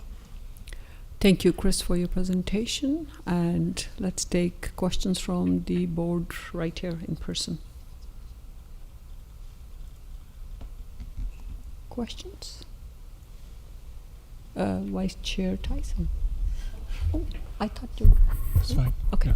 So, the greenhouse gas offsets, I've always raised an eyebrow at that. I mean, if you buy an airplane ticket, you can pay extra to cancel out the carbon that jet plane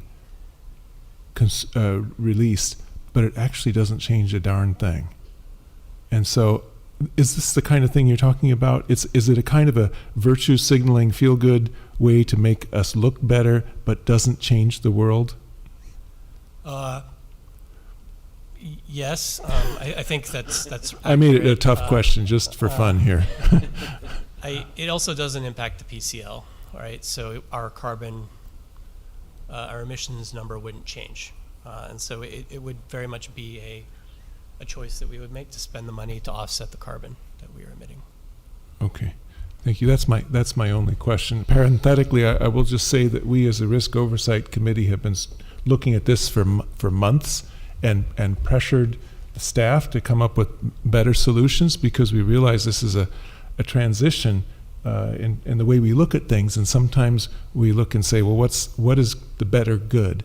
And I look at that in terms of if we were to spend some money to purchase these rights, it would be like the greenhouse gas offsets. I don't know that the emissions are reduced, and so I guess the term I'd use is I swallow hard and say, let's do the practical thing and stay with our mission and look for the longer term.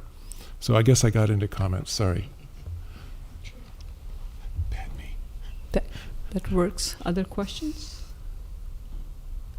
Do we have questions online? I can see Director Showalter and then Director Lee. Andrea, please help us. Hi. Did you just call me? Yes. Okay, good. I'm a little confused based on the language that I had and heard in my discussion with the CEO this morning and what I heard in this presentation today, which frankly is in financial terms that aren't as familiar to me as some others. But it seems to me what I understood previously was that even if we wanted to buy 100% clean energy, we just weren't able to find it on the market. And it really wasn't a matter of cost, it was a matter of it not being available for purchase. Now that's not how I understood the options from that were just presented. So could we have a little more, could I have a little more explanation about the discrepancy from what I heard this morning from the CEO and what I just heard from the presentation? Yeah, I can answer that. Yeah, you're absolutely right, Director Showalter. We are not able to find the volumes to close our current position. And so what we have in terms of the presentation is a matrix which reflects different levels. We were asked when we went to the executive committee to come back and present if you were to hit different tranches, going from the current position to 85 to 90 to 95 to 100, 105%, what would be that cost? And so hypothetically, we showed what those costs would be. But our overarching issue remains the same. We can't find the volumes to get from 80 to 85%, or even, maybe even 83% at this point. So you are absolutely correct. The two bookends alternatives that we provided is also kind of, if you don't adopt a policy or adopt a recommendation or direct us to do something different, then we have to go try to find those resources and budget appropriately for them. because our current standard for Green Start is 100% clean. So that's the base case, the option 1. Option 2 is that you would direct us or allow us to not have to go out and procure those additional resources. In addition, if we find some cost-effective nuclear attributes, we would try to seek those as well. Well, I think that in addition is the really important part. It's that, you know, the quest isn't over. I mean, you're assuming based on what you know right now that it won't be successful because your efforts to date have not been successful. But that doesn't mean that if the situation were to change 2 weeks from now, you would go after those clean resources. That's what I'm interested in. Does that make sense? Yes. If the conditions were to change and say all of a sudden there was an influx of carbon-free resources and there was resources and that forced the price to come down to what we think was something that we would consider reasonable, then we would pursue those resources. Well, I guess I'm not even that worried about whether it's reasonable or not. I mean, obviously you can't buy it if it's not reasonable. We only have a certain amount of money, and but I just feel like we need to make it clear to our customers that the quest for clean energy is still going on. It's just that the reality is that we're not finding it, and we have to share that information with them. That's Yes. more. Yeah. In addition, we have to plan for something in our budget. So somehow we have to reflect what we think we're going to be able to procure and at what price in our budget so that OMRIC can bring that to you, the board, in the August-September timeframe. And so if the plan remains that we try to pursue 100%, we will put a number in there on what we think, if, you know, again, it's a expectation, a forecast, maybe not achievable, but we'll have to put something in there and budget for it. If we buy nothing more, we stay at the current level, 80%, then we'll reflect that in the budget as well. If you tell us to go to something in between, we'll have to reflect that in the budget as well, and then report back to you whether we were able to achieve it or not.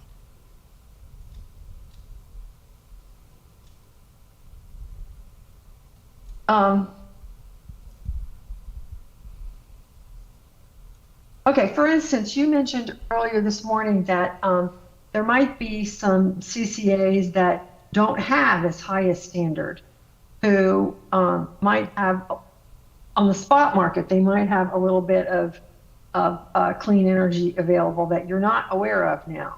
You didn't seem to think that that would be substantial, but it might be something. Is that still part of the mix? I'm just really, I guess, you know, I understand how you have to make a budget, and that's the plan. But that's all a budget is a plan. You know, and so we can say, okay, this is the plan, but that doesn't mean that our goal changes, and that if we find out that the existing plan we have is frankly less than what we can achieve, you know, that we find out we can achieve more, we can change the plan. I mean, but I know you have to have a budget. I know you have to have a budget in order to function as an agency. But I guess that's the concept I want to make. I just really want to share is it's a plan, and plan is an expectation of how you move forward.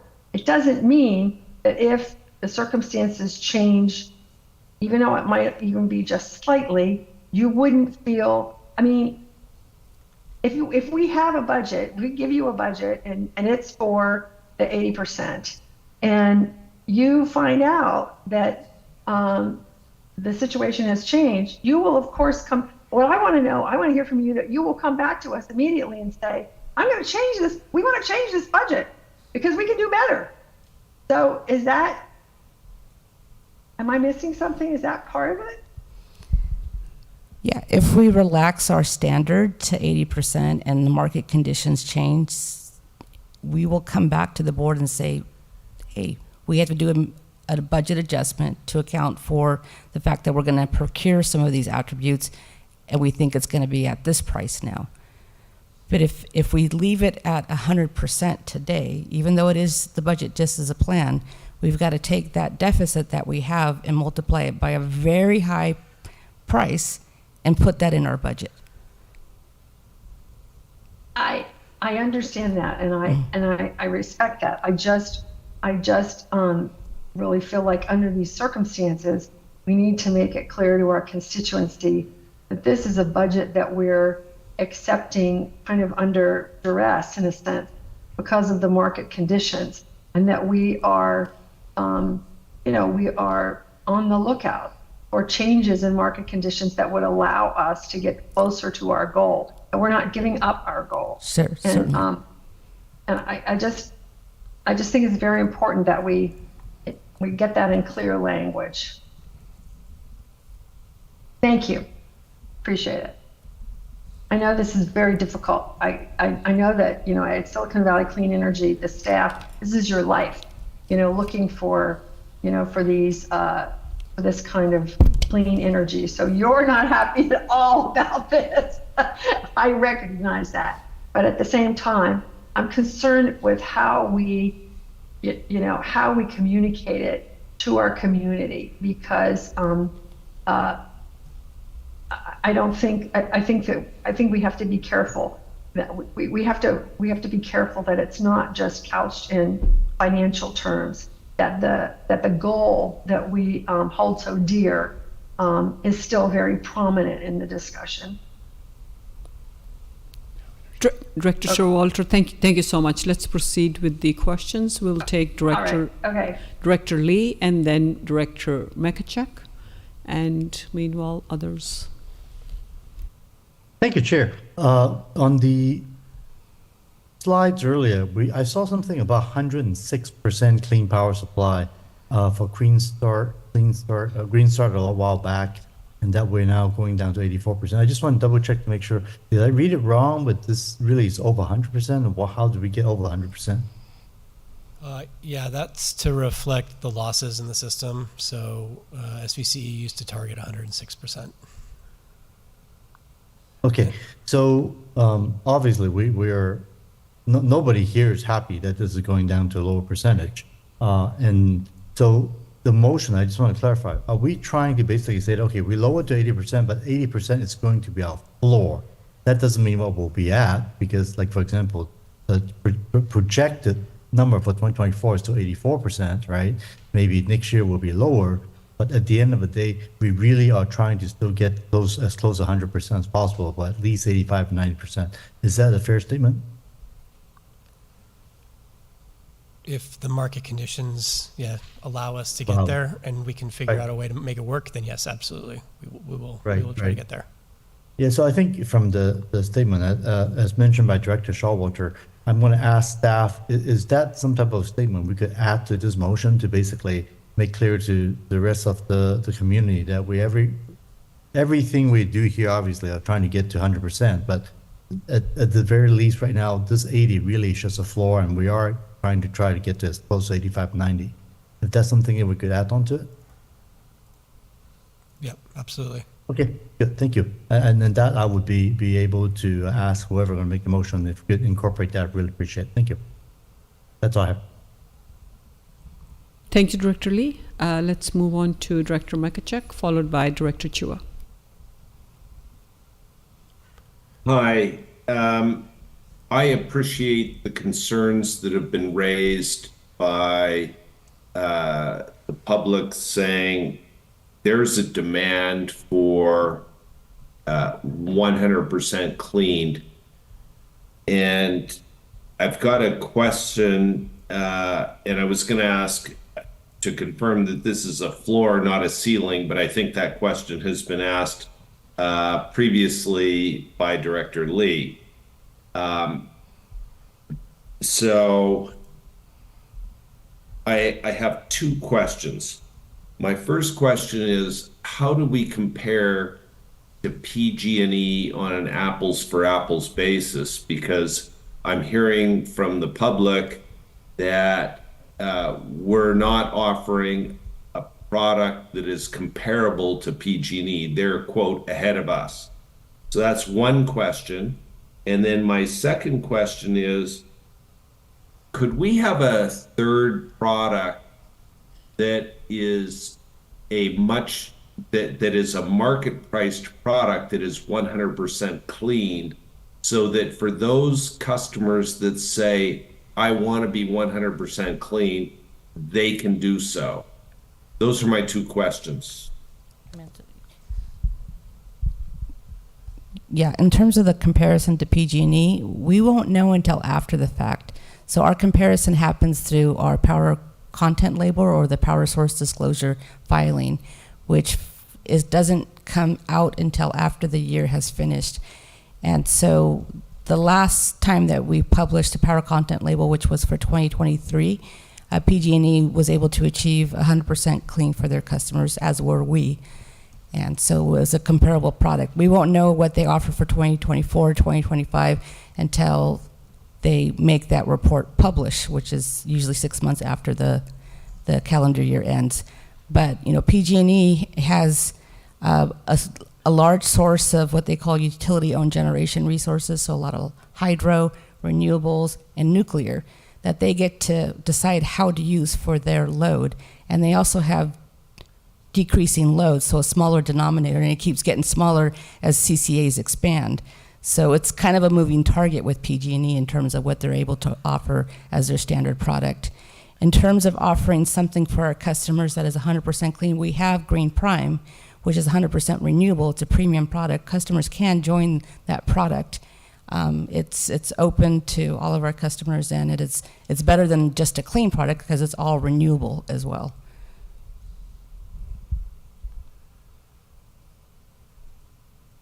Thank you.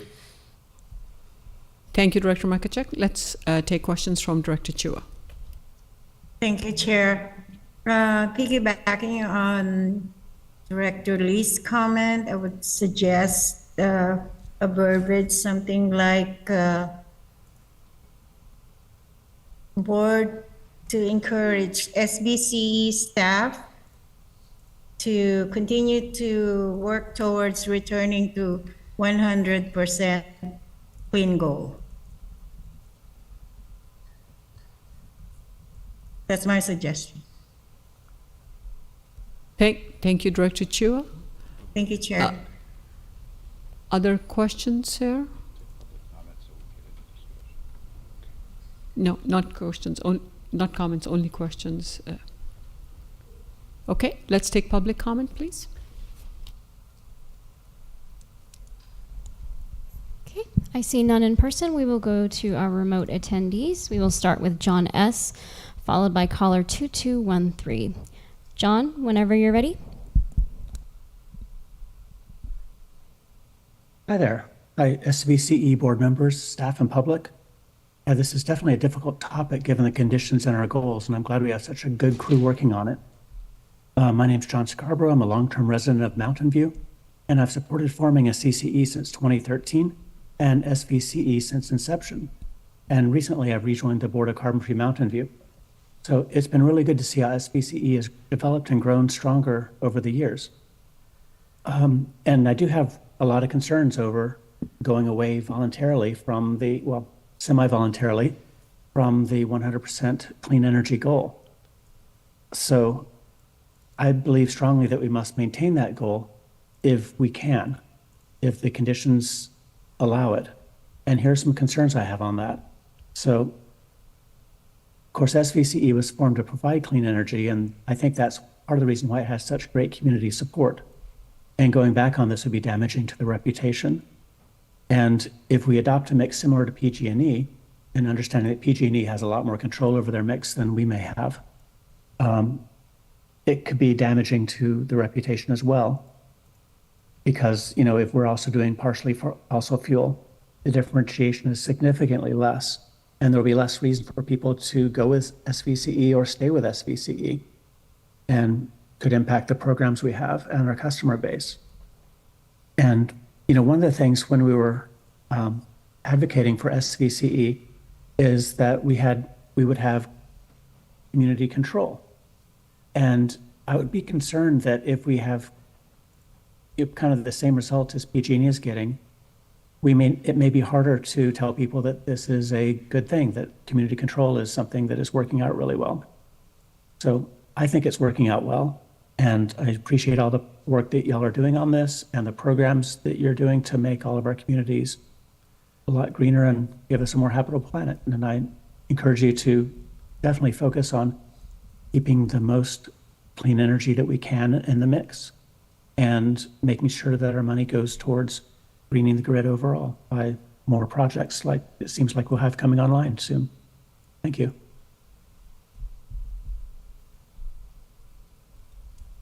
Thank you, John. And up next, we have caller 2213. I believe that is Mike Balma. Whenever you're ready, Mike. Thank you. Yes, this is Mike Balma again, Carbon-Free Mountain View. And just echoing what Don was saying is that we've really seen SVCE as a leader in this space, not only from an economic standpoint, but from the carbon-free. And that certainly helped Mountain View meet its climate goals and help convince residents to electrify. And you say this is not an easy situation, but I am concerned that we're sacrificing that value proposition if we're not meeting PG&E and not maintaining as 100%. One of the things I heard in the discussion is that oftentimes we can't get it at the price we want it at our budget level. And this brings me back to why did we do a 4% discount this year? So we'll put that on the table as to if it's a matter of budget and what I hear other board members indicating that we want to get more, we also need to give staff the money to do that. So at a minimum, the staff, I think we should get, the budget should be increased for that first tranche to $6 million so that they can actually go do that instead of just say, oh, well, prices are still the same and we're still not willing to pay it. Well, guess what? We're in a climate emergency and those prices mean something. They're going up for a reason. It may be virtue signaling. I don't believe that. At this point, paying millions of dollars for virtual signaling does not make sense. It's a signal to the market is what it is, that people want cleaner energy and they're willing to pay for it and new projects will come online. I'd also say that hearing the stress test talk, it doesn't sound like we did a stress test on this parameter, on the cost of clean energy going up. If we did, we would have put that in the budget to account for it. So I think that needs to be looked at as this is part of the stress test because it's part of the value proposition. The last thing is really, I know Bruce Carney sent in some information analysis indicating that if you take a look at the social cost of carbon, it actually is above the $24 million that it could cost, or at least the budget could be increased in order to truly go after these clean energy. So with that, I urge you to increase the budget so that we can choose option number one. And I'm happy with nuclear to add that, that as long as it's clean energy, I have no problem with. Thank you very much for all your time and energy on this. Thank you, John, and thank you, Mike, for your comments. Next speaker, please, Andre. There are no other hands raised. Nobody in the room? Okay. With that, we'll close public comment and bring it back to the board, and we'll start with Director Meadows. Thank you. Thank you, Chair Walia. Yeah, so difficult, meaty topic. And I appreciate all the work that staff's done and all the time that we've all spent mulling over this. So I'm going to walk through how I'm interpreting some of this. So I think we're using the wrong nomenclature. The recommendation is really not to relax the 100% clean target. I mean, I think that's not really what you're asking, and that's why we're struggling, because we don't want to do that. What you're really asking us is to adopt temporary, short-term, maybe midterm, but it looks like 2-3 years out, adopt temporary measures to react to short-term impacts, to to the ability to both access clean energy, produce it, because we intended to do that, and the cost of all this. So, and I understand that you're not convinced that we can purchase more, but really none of us want to relax the targets. But again, the budget exercise, back to what Director Showalter was saying, requires you to make some assumptions.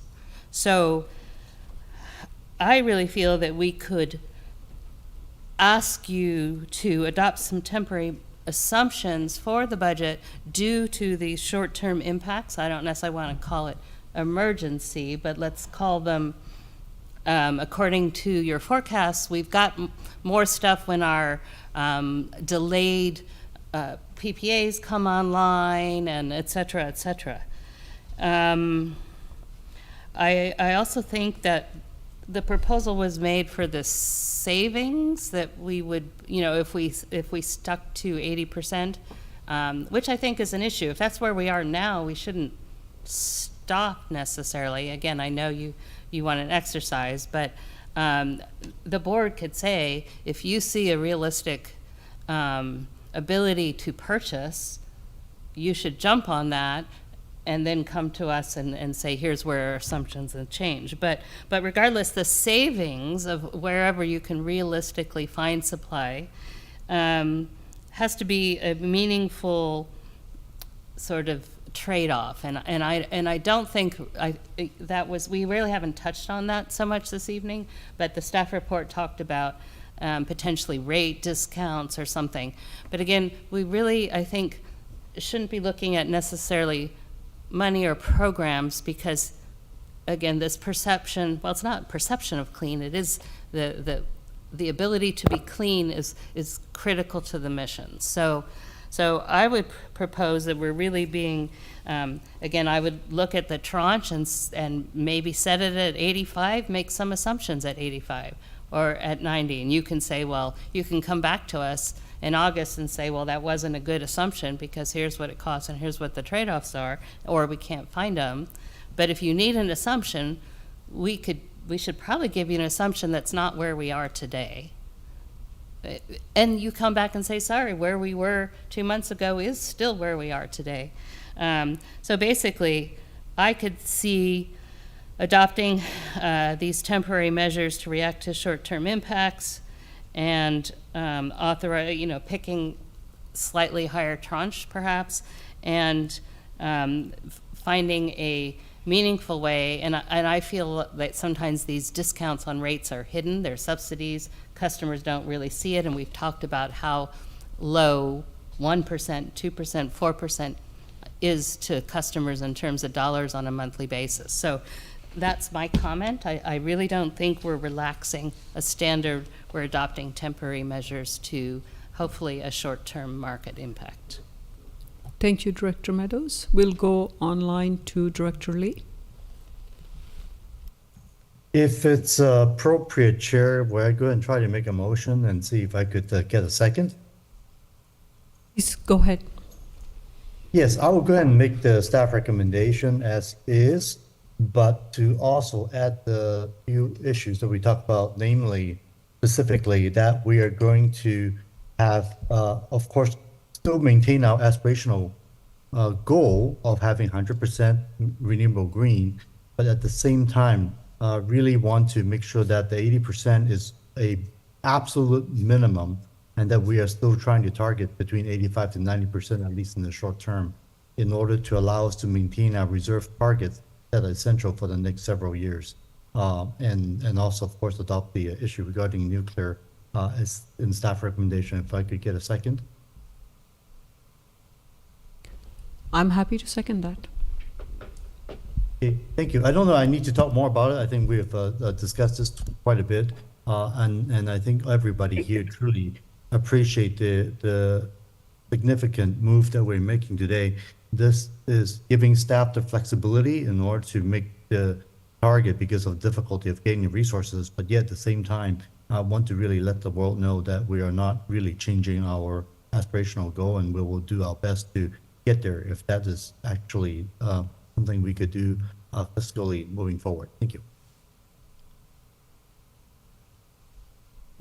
Other comments? Or if somebody wants to make a different motion, I'm open to just keeping the conversation going, the discussion going. That's important. It's a very difficult Yes. subject for all of us. And very Apologies, important. Director Chair. I was distracted because I think we have another public speaker if you want to allow it, but I also did not capture the full motion, and I don't know if you did, Andrea.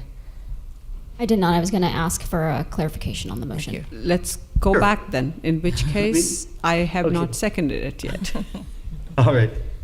So what I was trying to do is basically start with the staff's own recommendation first, and in addition, add a couple of comments. One, which is the fact that our aspirational goal of SVCE is still very much 100% green, and that given the difficult budget implications we have, in order to allow us to maintain our reserve targets that are essential for the next several years, we would therefore move to support a goal closer to 85 to 90%, if that cost would allow us to do that. But the minimum, we are still providing staff the flexibility is 80%. Does that work for you, Monica? Sure, I understood it. Yes, thank you. Yeah, thank you. Monica, before we proceed, I believe you said there is another public comment? Is that what I heard? Yes, we do have a member of the public who has their hands raised. Okay, let's take the public comment. I'll reopen it for this one. Thank you. Bruce Nagel, when you are ready, you'll have 3 minutes. Yes, thank you for the opportunity to speak. I've been listening to this discussion and to address a couple of questions that I had going into this meeting. The one thing that I haven't heard directly, and I think is going to be important in regards to pursuing this program, is that there's not even so I'm sorry, I can't understand the audio quality. Thank you, Vice Chair. I was just going to say the same. You hear it now? Yes, try something else again, and we'll restart the clock. Bruce, can you say something else, please? Hello, testing. No.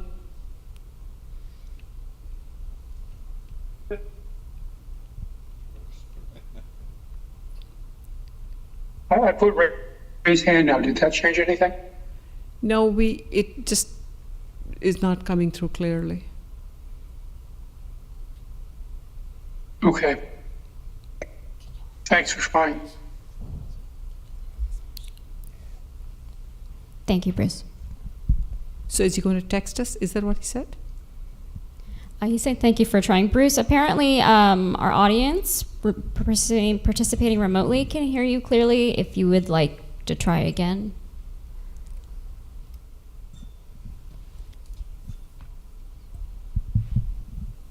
Mute. Okay, we'll try unmuting again. Did that help? We can hear you, Bruce. Okay. The comment I will make is that one of the things that's going to make this program real is the fact that you have a very quick cycle in regards to when new data comes in, so that people know that if there's an opportunity, that it will be seized and you won't wait around for it. So put something on the back end of the program so that you have a certain review period, so that if an opportunity comes along, that the chances are that you'll be able to take advantage of it. That's it.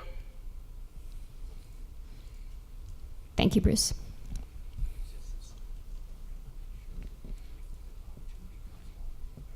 Right. Thank you, Bruce. I closed the public comment period, and I can see multiple hands, 2 hands raised online, but I can see 3 hands around me. So let's start with Director Klein, then we'll go to Director Martinez Beltran, and let's go, Director Klein, and then we'll go to Vice Chair Tyson.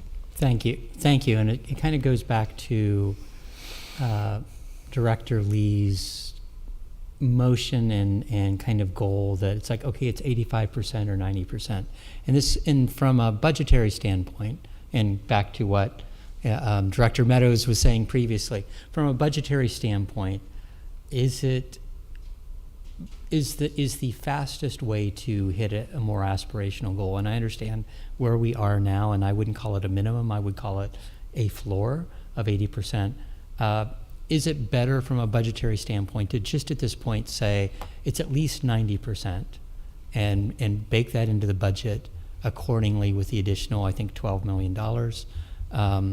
And then with the assumption that, you know, how close you can get to 90% is one part of that, but the other half of that is if more available, cheaper energy came available above 90%, you would come back to us. But from a, you know, much like each of our cities does, we set a target, we set a conservative target, we hopefully are meeting revenue targets and all of that, and at the end of the year we have a surplus. Well, in this case, if we're not able to find additional clean energy to get us to 90% or higher, then we have basically additional reserves at the end of next fiscal year.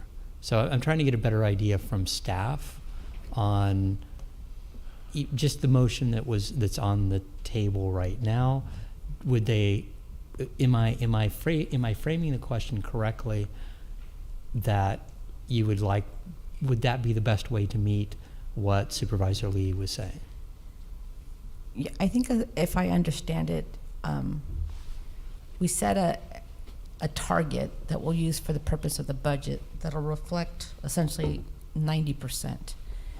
But that doesn't take away our goal of trying to get to 100% if conditions change and we find the resources. I think it's better for us to say we will target 90%, but our goal is 100%, because then if I find the resource, I don't have to come back to the board and ask permission for you to buy, because things appear and then they disappear really quickly. Correct. So I don't want to have to come back if we find the resources. But we will, for what I understanding is, we will budget to 90% and the cost that we think it would take us to get there. Now, this is all with the caveat that we don't know if we can get any of it, right? And so we will report back to you if we can, how our progress is on this effort. And understand, and then kind of going back to what many directors talked about previously, you know, our ultimate goal would be 100%. Now, just looking at how the last year has been, you know, hopefully 90%, getting close to 90%, I would be happy from where we stand right now. From a budgetary standpoint, is it that is really cute. even is it better for us to, Relationship, and I was like, is it better for us to even go farther and do 100%, or is that a waste of time in your opinion? Just wondering. Budgeting for that 100%. So budgeting for the 24 million, and these are these are stakes in the ground from a budgetary standpoint, and not sure what's ultimately the budget needs to be balanced. We need to, and all these are revenue estimates, and there's lots of different factors as far as that's concerned. But as we're defining that budget, what makes more sense to staff, and in understanding that our goal is to be more aspirational, ultimately reach 100%. But if that at least money is already there, for 90% or higher, you don't have to come back to us in any way. Yes, so if I understand the question, does it just make sense for us to budget to 100%? And then if we're not able to spend it because we can't find the resources, is that problematic for your planning in terms of planning your rates and your reserve targets? Absolutely. It's not problematic. We can budget, we can add whatever costs, 24 million, whatever we're projecting to the budget. I think the question to the board is, do you want to spend the 24 million? Is that the, I don't know what premium that entails for the product and what incrementality that makes towards our goal. So that's one thing to consider. But we can certainly budget it, and then depends on the reality in the marketplace whether we can get the resources or not. But from budget perspective, yes, we can add 24 million, and the board can direct us if we can stay within the 24 million to do so, and if not, we'll be staying at whatever we can get. Okay, thank you for that, and I'm sure there'll be follow-up questions from others, but I'm at least leaning towards at least shooting for the 90%, if not higher, and I'd be interested to hear, how conceivably a friendly amendment to this motion to raise what our goal is and define your budget. So I'll leave it at that. Thank you, Director Klein, and thank you, Amrit, for that. Next, we'll take comments from Vice Chair Tyson. I'm a little worried that we're trying to paper over an issue here. And what I've heard is that we can't find the resources out there. And I was at the meeting where the board members weren't comfortable with the fact of sitting at 80% and asked the staff to come up with estimates for different amounts. And I feel like we're doing a little bit of a shell game because I frankly don't really trust your numbers because you can't buy it, okay? And so I feel like maybe we'll feel better walking out of this meeting with our 100% and our flags flying, but we haven't really accomplished a darn thing except we put this money into our budget and that we won't spend, and we're going to feel good about ourselves. So I'm feeling a little uneasy about this direction, because not to denigrate the staff work, you provided what we asked you for, but I can't see that those are real numbers. I don't see that yet. So the sense of where we're going, I like the staff recommendation. I like the articulating the goal of 100%. You're hearing that from us clearly. I like the floor of 80%, but for us to start arguing about the 90% or 95%, I think we're trying to make ourselves look or feel better without really accomplishing that. So I feel like establishing those aspirational things, but have a budget in place that fits what we think we're going to do, always feels like a better answer than something that makes us feel better. Clarification, Vice Chair. Is that, in my mind, that sounds very, very similar, if not identical, to the motion made earlier by Director Lee. That's how I had heard it. Yes. Correct? Yes. Okay. Thank you. Comments from Director Martinez Beltran. Thank you, Chair. These are all great comments, and I was listening on my way as well, trying to make sure I could dive in. But first I'll say, I think, the discount we've done for this year, looking at where we project that we can actually get the power about 85%, 84%, we can always revisit this next year and change that 4% and change where we decide to be now.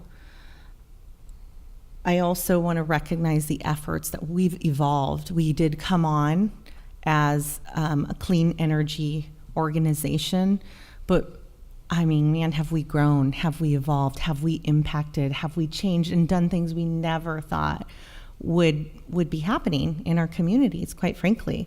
So I think we're addressing it, clean energy, from lots of different ways, and I don't want us to undersell that piece.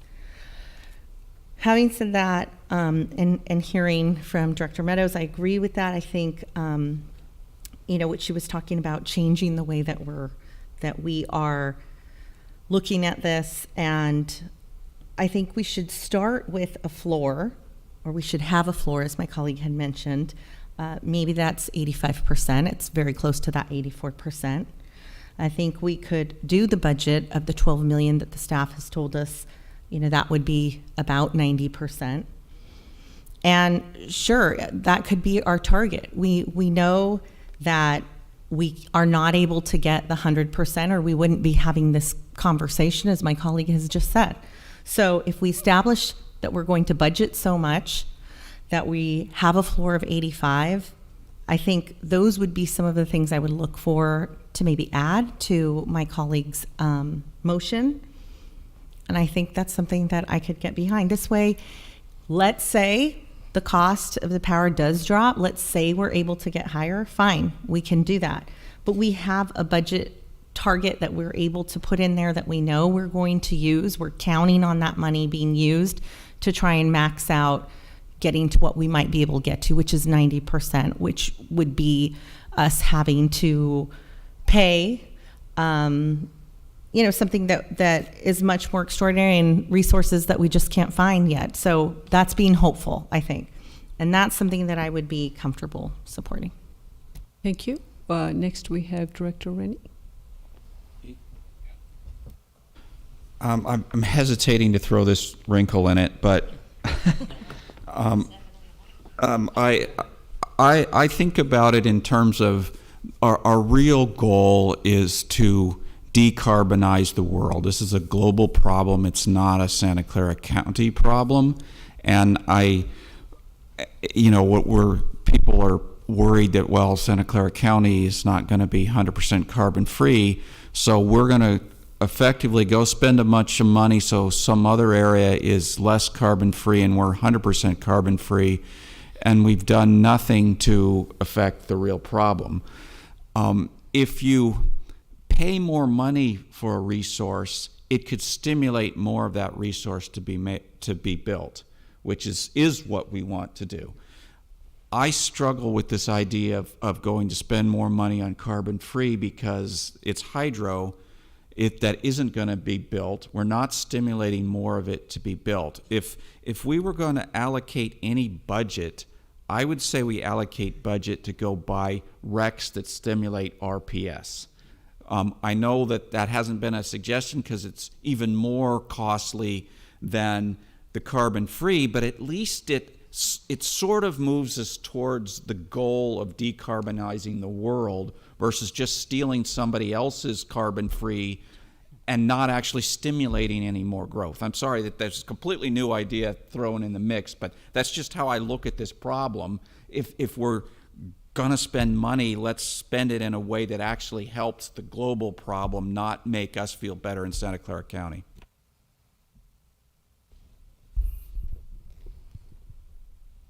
I don't know if well, you're good. I'll just leave it at that. Director Makachuk and then Director Showalter. Thank you. I agree with Director Rennie in terms of moving towards electrification, because if we can get more people on to electrify, then as more carbon-free or clean power becomes available, then we can make that change. And if they don't move to electrification, then we can't, as more clean power becomes available, it's going to be harder to move them. So that's one kind of comment. And I don't think that, and I would ask the maker of the motion to consider amending the motion to change the reference from budget availability to clean power availability. Because, I think we want people to move to clean power, but it's based on availability, and the simple fact is that it's not available. And why isn't it available? And that gets into a number of complex issues, including connectivity to the grid and other issues. And also, I'd like to think that we're better off in the longer term by putting programs in place that support the move to electrification, and that comes at a cost. But if you say, what's the long run use, or what's the long run carbon generation, greenhouse gas generation. By moving people to electrification, we're able to lower that long run carbon generation or freeing of greenhouse gases, if you will. So those are a couple of thoughts, and I think we're moving in the correct direction. And how we get there is promoting electrification. So those are my thoughts to the maker of the motion.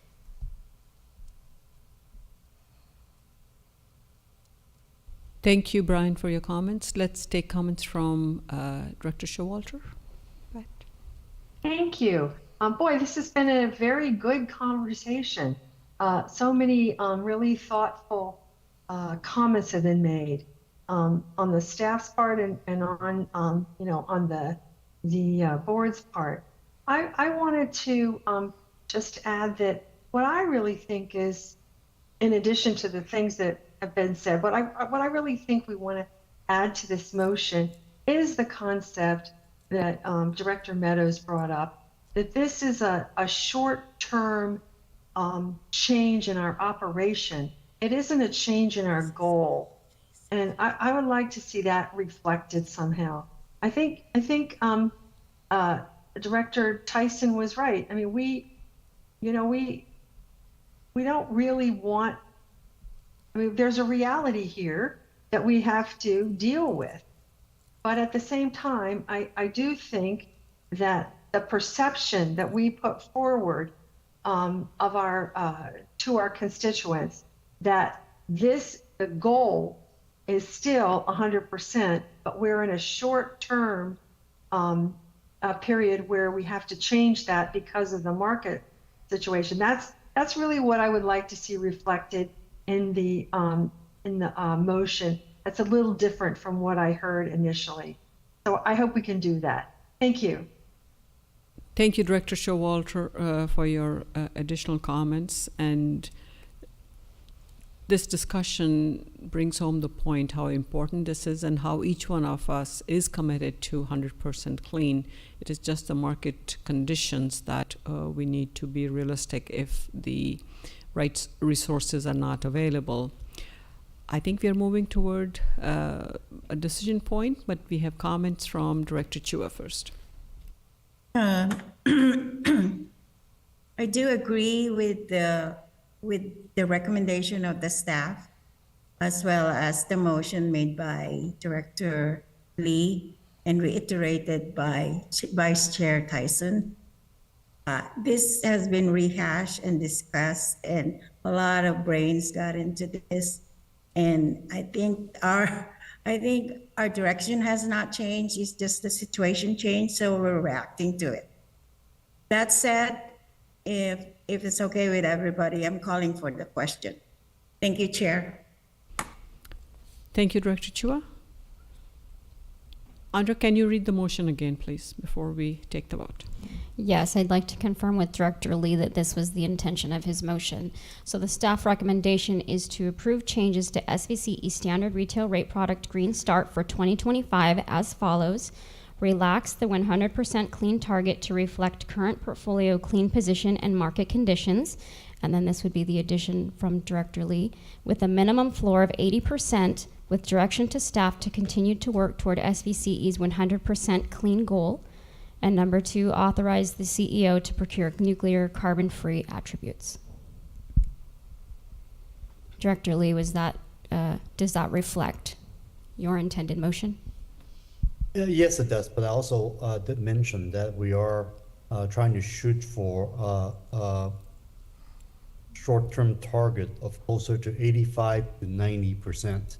So even though we have a minimum of 80%, I just want to put that in the motion to basically meet all of the concerns that's been raised by my fellow directors on this issue. So I just want to add that on there. Okay, thank you. So minimum floor of 80% with a short-term target of 85 to 90%. Yes, thank you very much. Thank you. I'll second the motion. Was that Director Makachuk? Yes. Okay. I need a clarification. Same. The 80% and with the direction of 85 to 90%, they need to create a budget. And I just could we clarify that the budget is at 80% and that's an aspirational, the 85+%? Is that okay? Yes. Okay. I would recommend, or I would ask the maker of the motion to say with a floor of 80% and an aspirational goal of 85 to 90%. Director Mekachek, I believe that's what he said, and Director Lee I'll ask the question that Vice Chair asked you. Sure, I for think the it's budget. Right, yeah, so I think the way I mentioned it, Monica, just to make sure it's okay with you, because I want to make sure it's clear to you since you're executing this. Our short-term target would be 85 to 90, but the true aspirational goal really is 100%. I think for the purpose of budgeting, Director Tyson, we would set the budget based on 90%, the higher level. Okay. Okay. All right. And so then if we're not able to spend it, or if we need more, we'd have to come back to the board. And we can vote on whatever motion is in front of us. Yeah. Why? I think there are two more clarifications, Director Mohan first and Director Martinez Beltran after that. Thank you, Chair Walia. I think I heard Director Lee, I think make a change or a correction that the aspirational target is 100%. It's not 85, it's not 90%, but it is 100%. So if we state that in the motion, and also state that 80% reflects the current conditions, and then the staff recommendation that we recommend that staff continue to pursue opportunities for whatever opportunities that are available to for clean resources. That would, pardon me? I believe there was a nuclear thing as well. Okay. That's fine, but that would reflect the aspirational aspect of it, the reality of it, and the direction that we are giving staff. Director Martinez Beltran, then Director Rennie. Okay, I think I need a little clarification on that, but I wanted to ask, I thought that there's two things I'm seeing. I see the 80% as our 2024 clean position, but I also see that we're at the 600K megawatt deficit, which is 84%. So I'm asking staff, could you clarify for me so that I have it correct, please? Okay. I think what I'm being asked to do is to set a floor of 80%. For the purpose of budgeting, target 90%, which would be approximately $12 million. So we'll add that to the budget. Don't lose sight of the fact that we're trying to pursue 100%, right? So that if the market conditions change and we see those opportunities, we can pursue 100%. Okay, so my question is, maybe that's for my colleague, but I'm trying to understand why it's 80% versus the 84%. Because I understand that our 84% is in 2024. We're talking about calendar year 2025. Got it. Yes, sorry. Thank you. That makes it clear for me. Instead of 80%? Okay. Our CFO would like the motion to reflect that the floor is our current position and Which not is 80%, because it can change with changes in load and other factors. So the word of current position. Current position versus is the floor. 80%. Right. Okay, so that's what so the motion is for the current position to be the floor, $12 million, which is half of the 24 million that gets us to the 100%, is in the budget with the target of 90%. Got it. Thank you. There was one more clarification And then I see yet another hand raised, but somewhere there we will get the clarification from Director Lee. Vice Chair, no, one of you had raised your hand. Director Rainey, I think you had raised your. Covered. Pass. Okay, you got the answer to that? Okay. Director Makachuk, you have another clarification on this motion? It seems your hand is raised. Yes. I think we're muddying the waters here. We're talking about Green Start. So this is a question. Is that correct? Yes. Correct. Okay. Green Start is different than Green Prime. Green Start, I think that our floor should be 80%, or the words that the CFO used, the current position. Okay? Our goal for Green Start, I don't think is 100%. I mean, that's Green Prime, but you could convince me otherwise. And what I'm hearing is staff is saying, give me a number to base our budget on. Okay? And to say that our goal is 90% or Green Start, I think 90% is too high, because we're going to be trading off some programs in trying to reach 90%.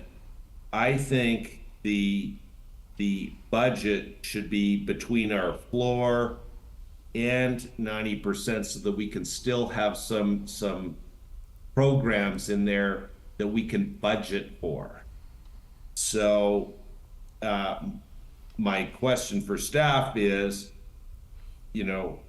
is your budget goal 84% or 85% in the current budget versus changing the budget so your budget goal is 90%? Okay, we have not adopted a budget for fiscal year 24-25 yet. So this is a part of the planning exercise that we're trying to do. And just to clarify, the number that I heard was 85 to 90% in the motion. We'll set it at the 90%, so we'll include $12 million in our proposed fiscal year 24-25 budget. And to answer the question about Green Start versus Green Prime is 100% renewable, so RPS eligible, but Green Start has always been 100% clean. So that's non-RPS eligible and RPS eligible resources, but it's always been 100% clean except for 2024.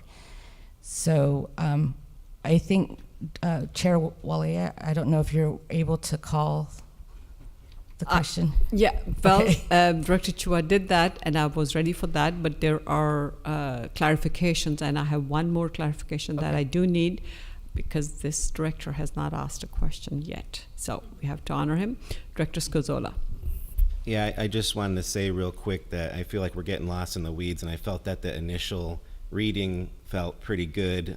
We're always going to strive to do better, obviously, but I feel that we should generally trust staff recommendations, as well as the executive committee who had agreed with the initial decision. So I appreciated the original reading, and I just feel like we're getting lost in the weeds, and I just want to double down on we're always going to try and do our best, and if we can do 90, 100%, we will always strive for that, but this is just what seems to be the most realistic option right now. So I like the original reading and the staff recommendations and the executive committee's recommendations. Thank you, Director Scozola. That is not the motion, though. Okay, all these I hear you. I really respect that. Again, the maker of the motion, Director Lee.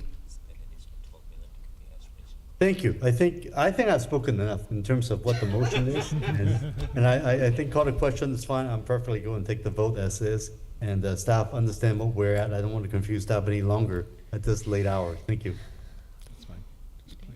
If it's okay, I'll read the motion one last time, so we're all Thank clear you. what it is that we're voting for. Okay, so the vote is to approve changes to SVCE standard retail rate product Green Start for 2025 as follows. relax the 100% clean target to reflect current portfolio clean position and market conditions with a minimum floor of SVCE's current position and a short-term target of 85 to 90% with direction to staff to continue to work toward SVCE's 100% clean goal and authorize the CEO to procure nuclear carbon-free attributes. Do I have a Amen. second? Thank you. Thank you, Andrea, and thank you so much, Director Lee. You have been very clear. There have been a lot of clarifying questions, and thank you everyone for your patience on this. Do I have a second for that motion? Second. Just a second, or sorry, just a moment. We're not mentioning setting the budget at 90%, are we?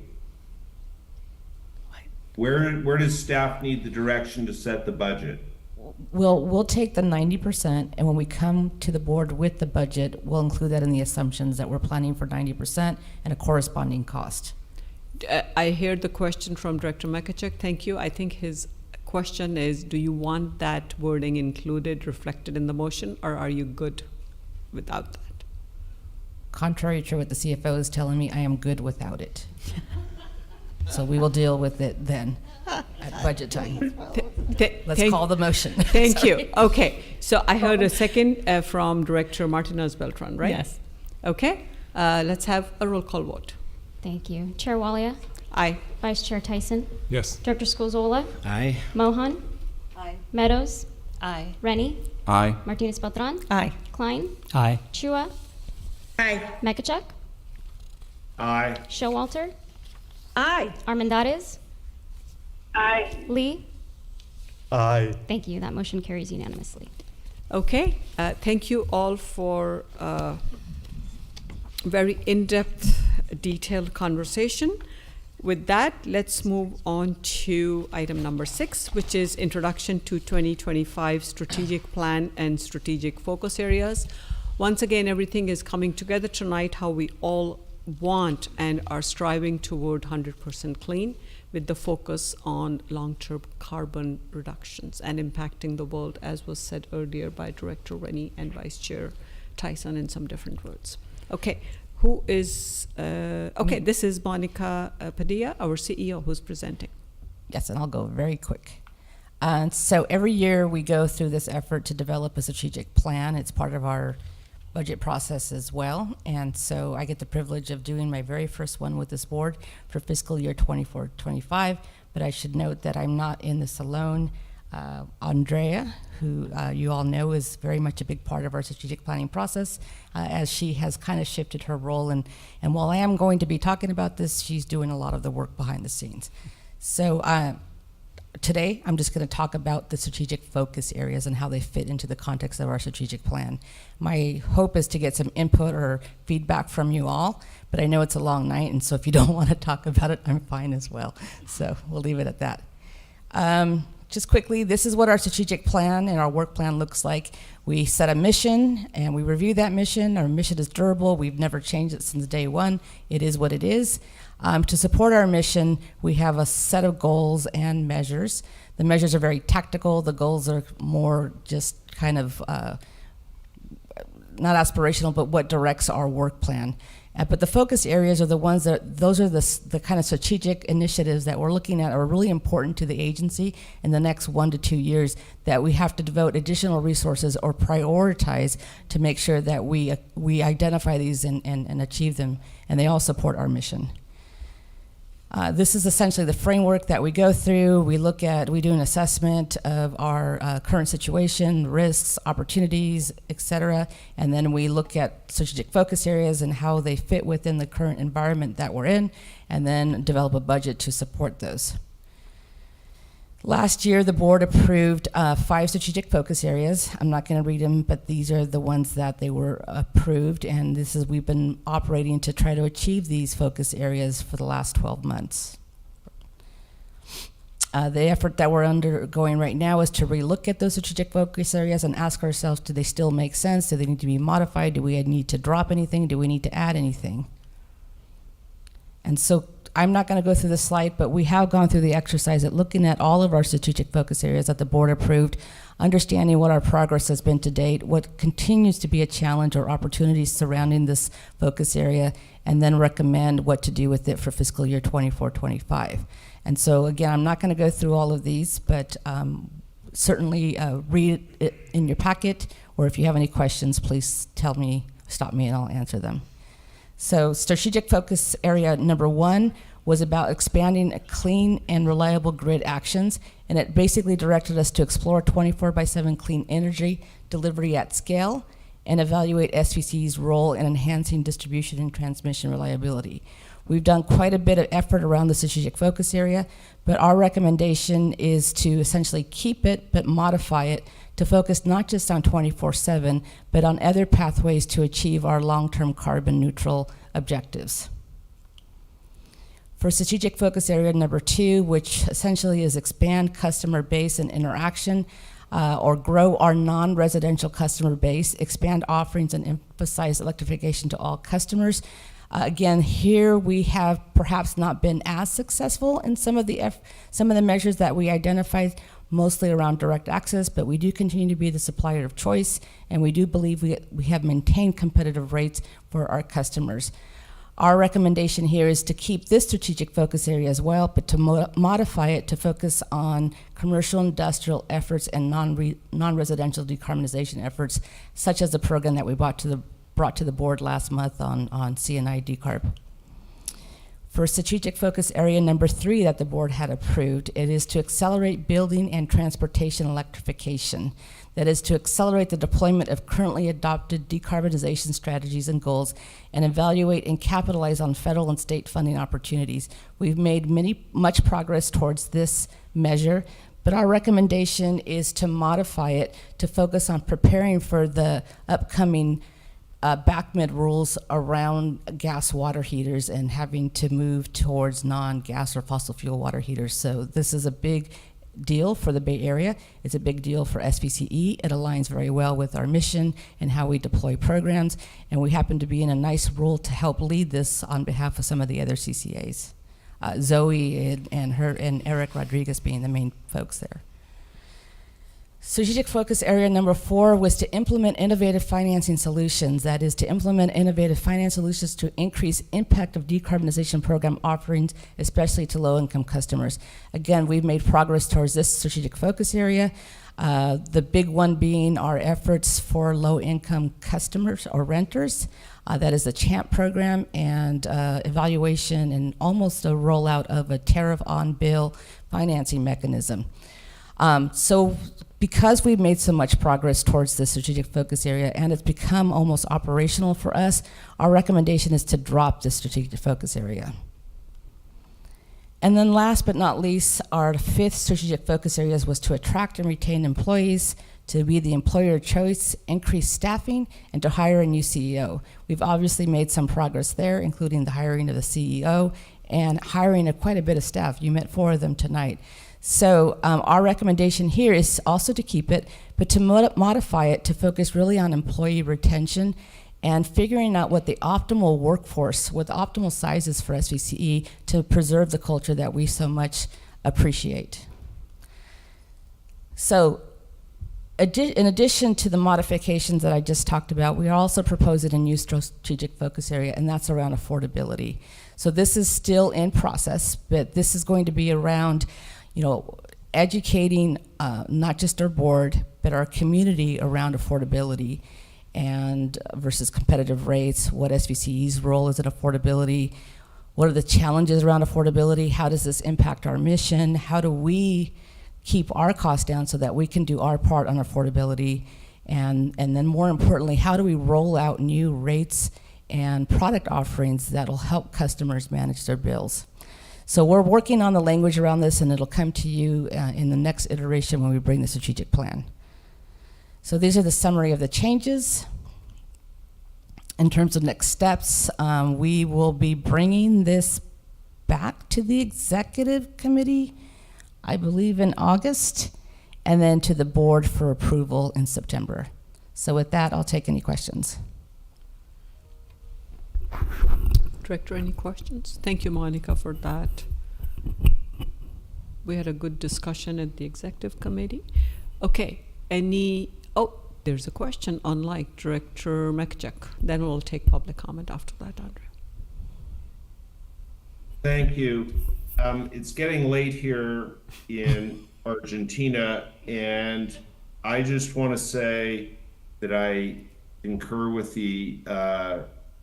with what the CEO is explaining, and I would like to underscore the importance of affordability and the trade-offs that we're going to have to make.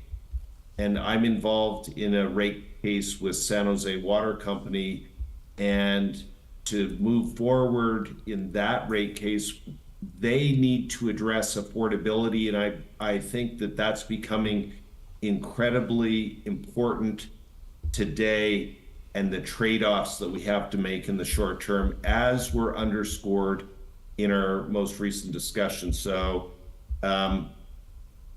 those are my kind of comments. They're not questions, because I'm going to sign off because I think you still have a quorum. So thank you, Director Mekachek, for staying up with us this late. Yes, it's or rather very early in the morning for you there. And this is a discussion item, so appreciate that. Let's take public comment first. Aye.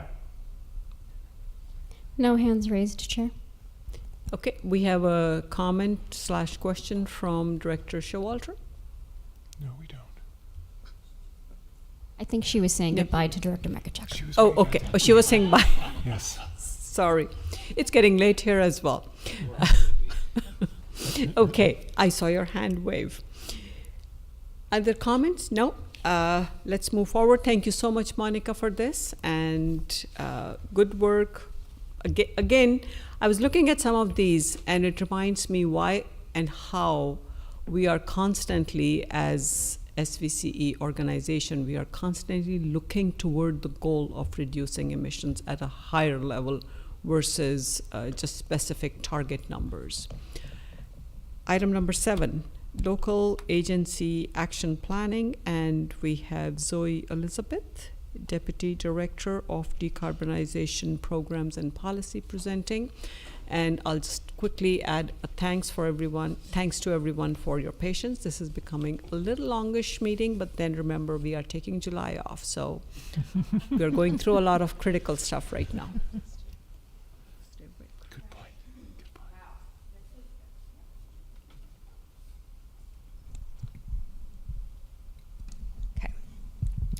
Okay. Wow, this has been a deep, multifaceted conversation that's touched on just about every aspect of our business and our mission. Honored to be the closer this evening with just a short update, and I thank you all so much for your attention and also just for the really thoughtful dedication to this conversation this evening.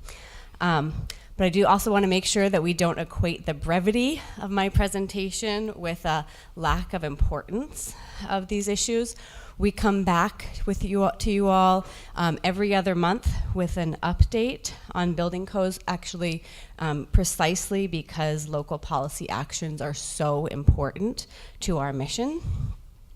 And because modest modifications in building codes can really have an outsized impact in bending the carbon curve. Just to quote some of the goals that I've heard this evening, the actions that you take at a local level can help to spur demand in the market for zero carbon solutions. They can lead to real, lasting, and additional carbon reductions, while also reducing the long-term costs and time burden of the energy transition to our local community members, and also, just as importantly, by reducing local combustion can have real impacts on local public health. So that's why I'm here up past my bedtime, and why Tony and I come so often to your council meetings and meet with you, because of the importance of your actions.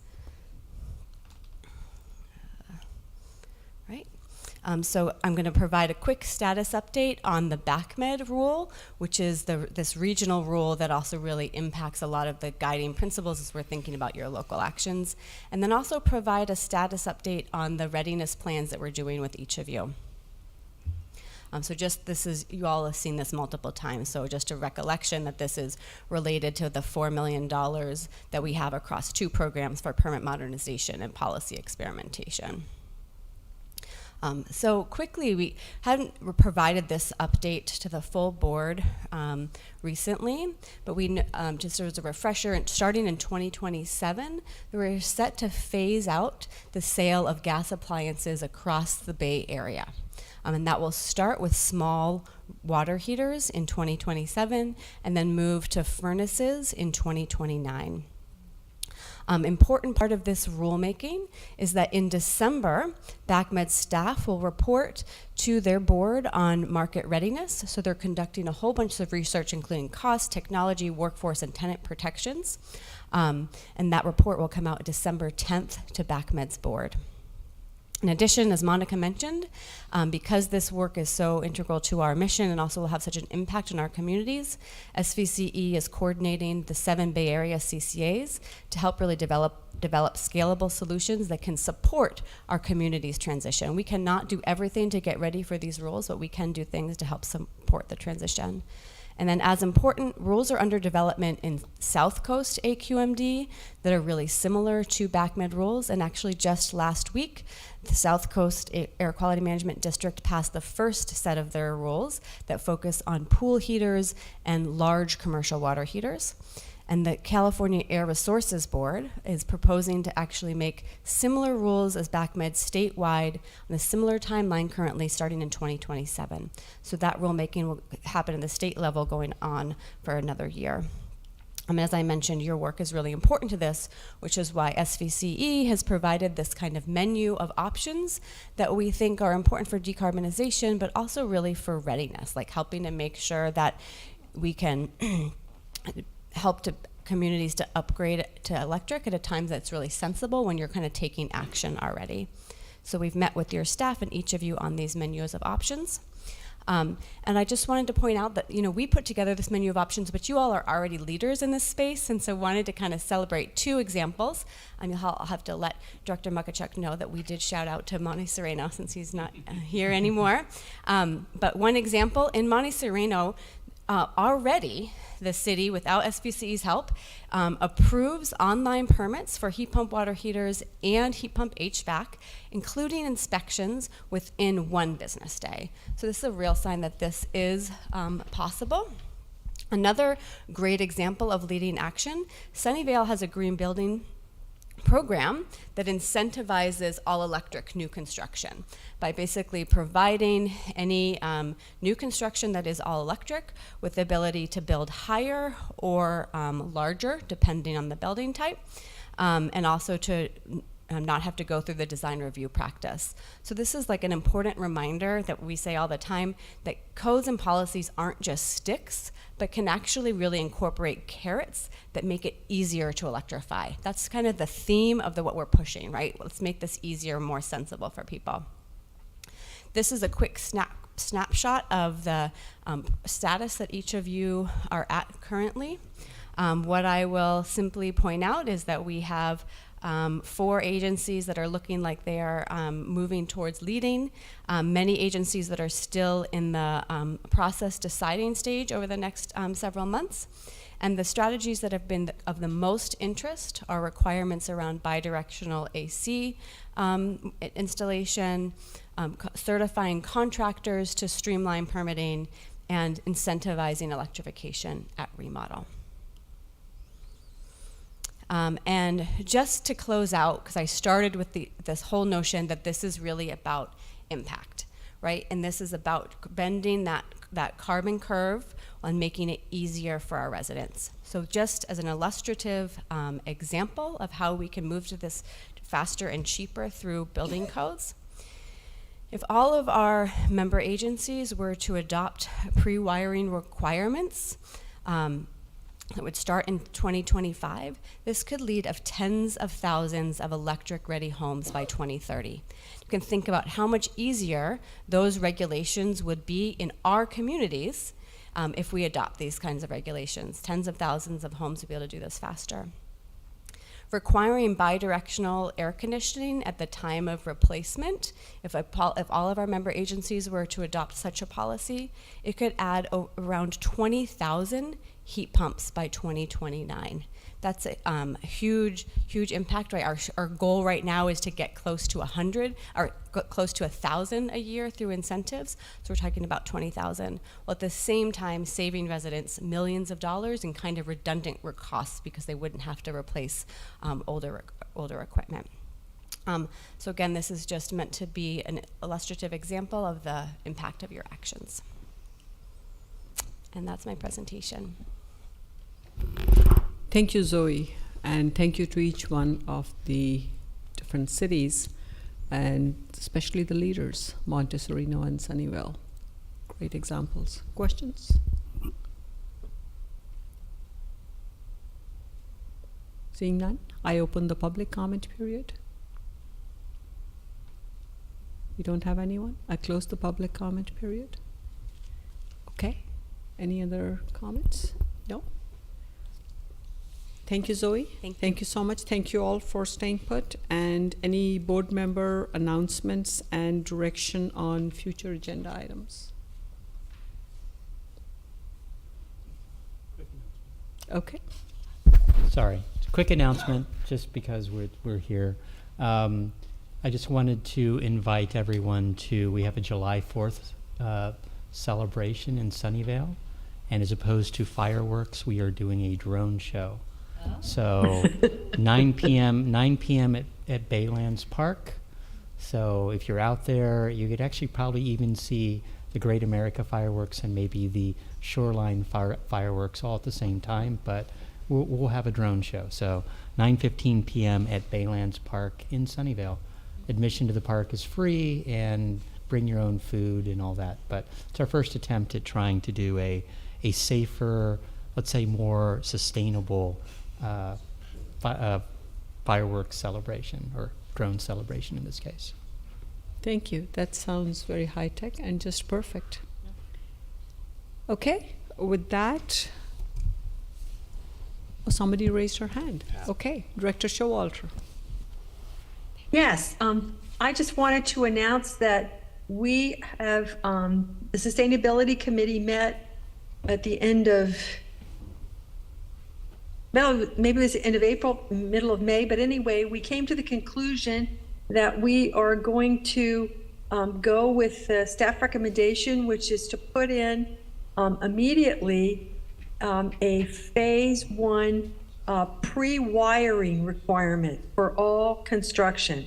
So that would mean that even though we can't require that they use they use electric appliances, we can require that they use, that everything be pre-wired, and that in addition to that, there be room for the electric appliances. So we're going to go forward with that, and then we're planning to work with SVCE on what would be appropriate next year as the building code cycle moves forward. So I just wanted to share with everybody that was going forward. And also to say, one of the things that they shared with us in the staff report was that even in the short time of a little over a year, we had had the REACH code in force.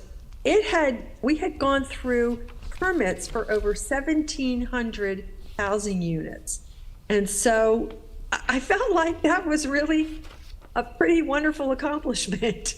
And I just wanted to share that with you, that, talking about how these policy decisions, they really, the impact begins immediately. And then just talking about fun things to do, on July 24th, we have a tech showcase. It's at noontime on the Civic Center Plaza. And basically what it is it's a time for companies that work in Mountain View to sort of share with the public what they are creating. And it's a great way to spend a lunch hour. So I hope you'll join us for that. Thank you.